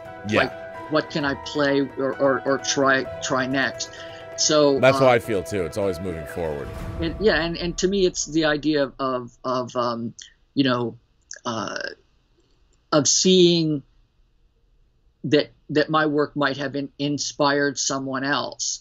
It's very humbling and gratifying, but I always feel the gratitude sort of goes into, like, thank you for acknowledging what we did, but thank you also for the love and care that you put into it, and for the brilliance you brought to it, because in essence, what you've done is you've now created something that never existed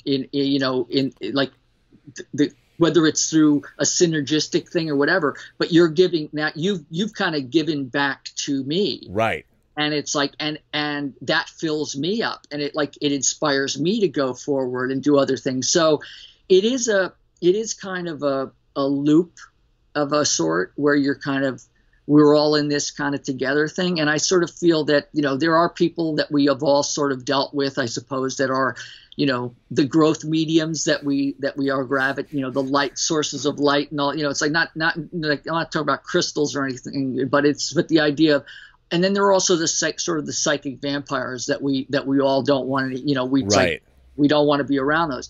And so my goal is to be around people and to work with people who are intensely creative and open and fluid and sort of like, because and Chris and I would have this conversation, and Frank and I would have this conversation, and Kelly Sue, it's like there's the words, there's the writing, and then and again, it's just bringing this back into the world of comics, is like and then there's the art.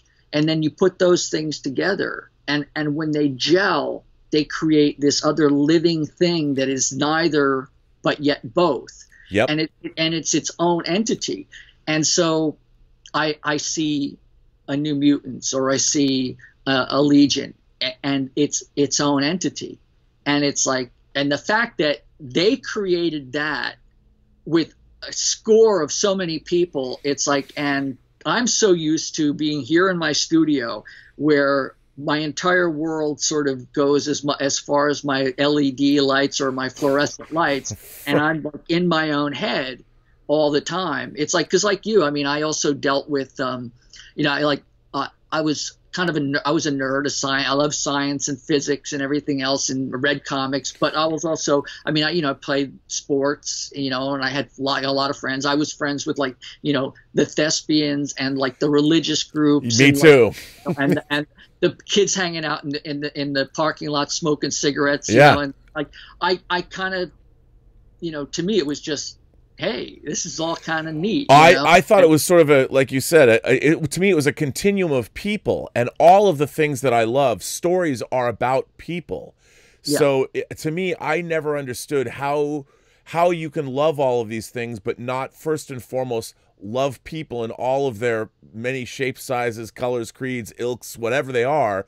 In order to love storytelling, you have to love first and foremost people. So stories to me would give me more insight and to deal with the real world and the real people that I was always referring back to. Ooh, in this story, I recognize a person I meet in the real world from a story I'd read, so I could use that story to inform the way I would deal with a person.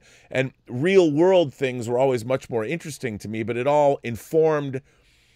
Like it wasn't until I was older that I realized, oh, there's like a group of nerds that I'm now friends with that didn't have the social life, and they didn't go out in the real world. And I found that kind of fascinating, because I didn't relate to that at all. Like even going to the comic book store, when I would ride the bus, I would talk to people.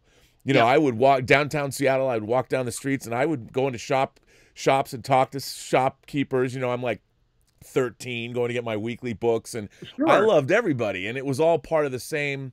It was all part of the same thing. At least that's the way I saw it.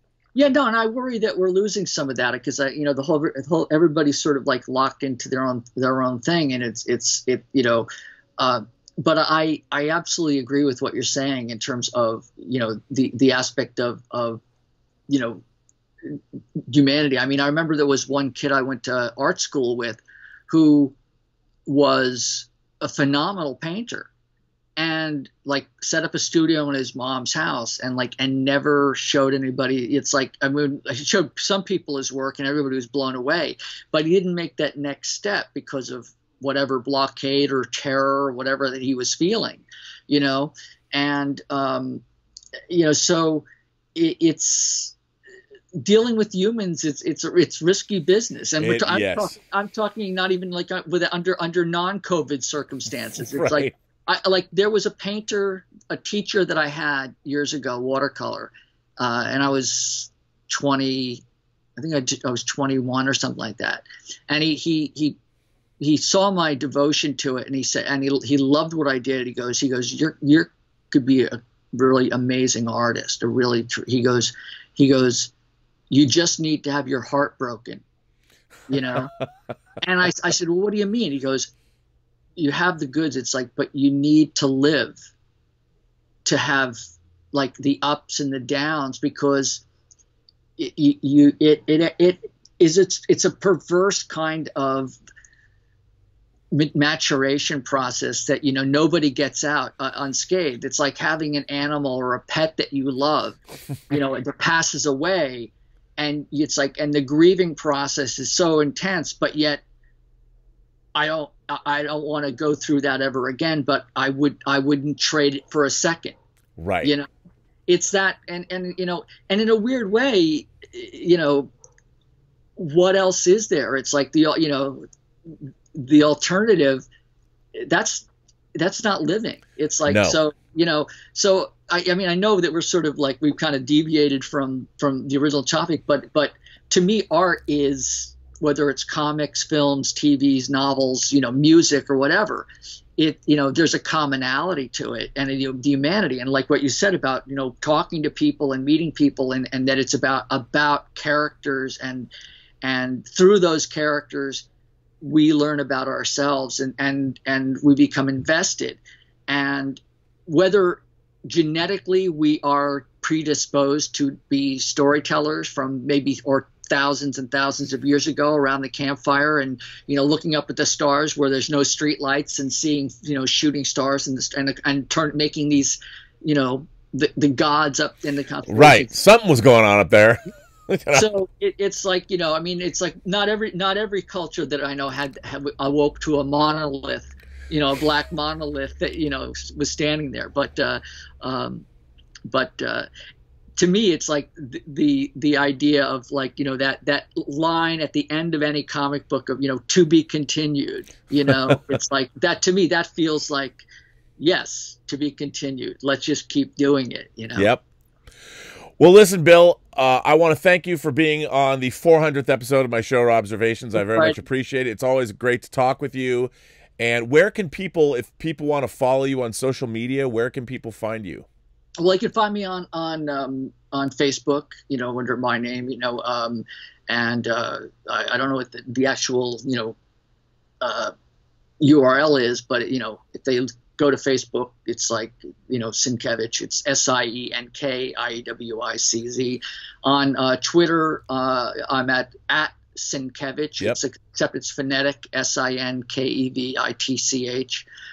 Bill Sienkiewicz Art on you know, for my website, and on Instagram there's Bill Sienkiewicz Art, which is basically my guys, my team, and then I'm under at that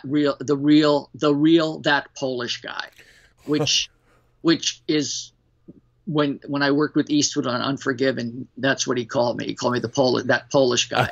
So I you know, it's being insulted by Dirty Harry. It's like one of the best highlights of my life, you know. So, well, I can't thank you enough for your time. I very much appreciate very much it. My pleasure, sir. And I look forward to number 500. Yeah, I know. I can't believe I'm doing. I mean, I just started doing this channel for fun.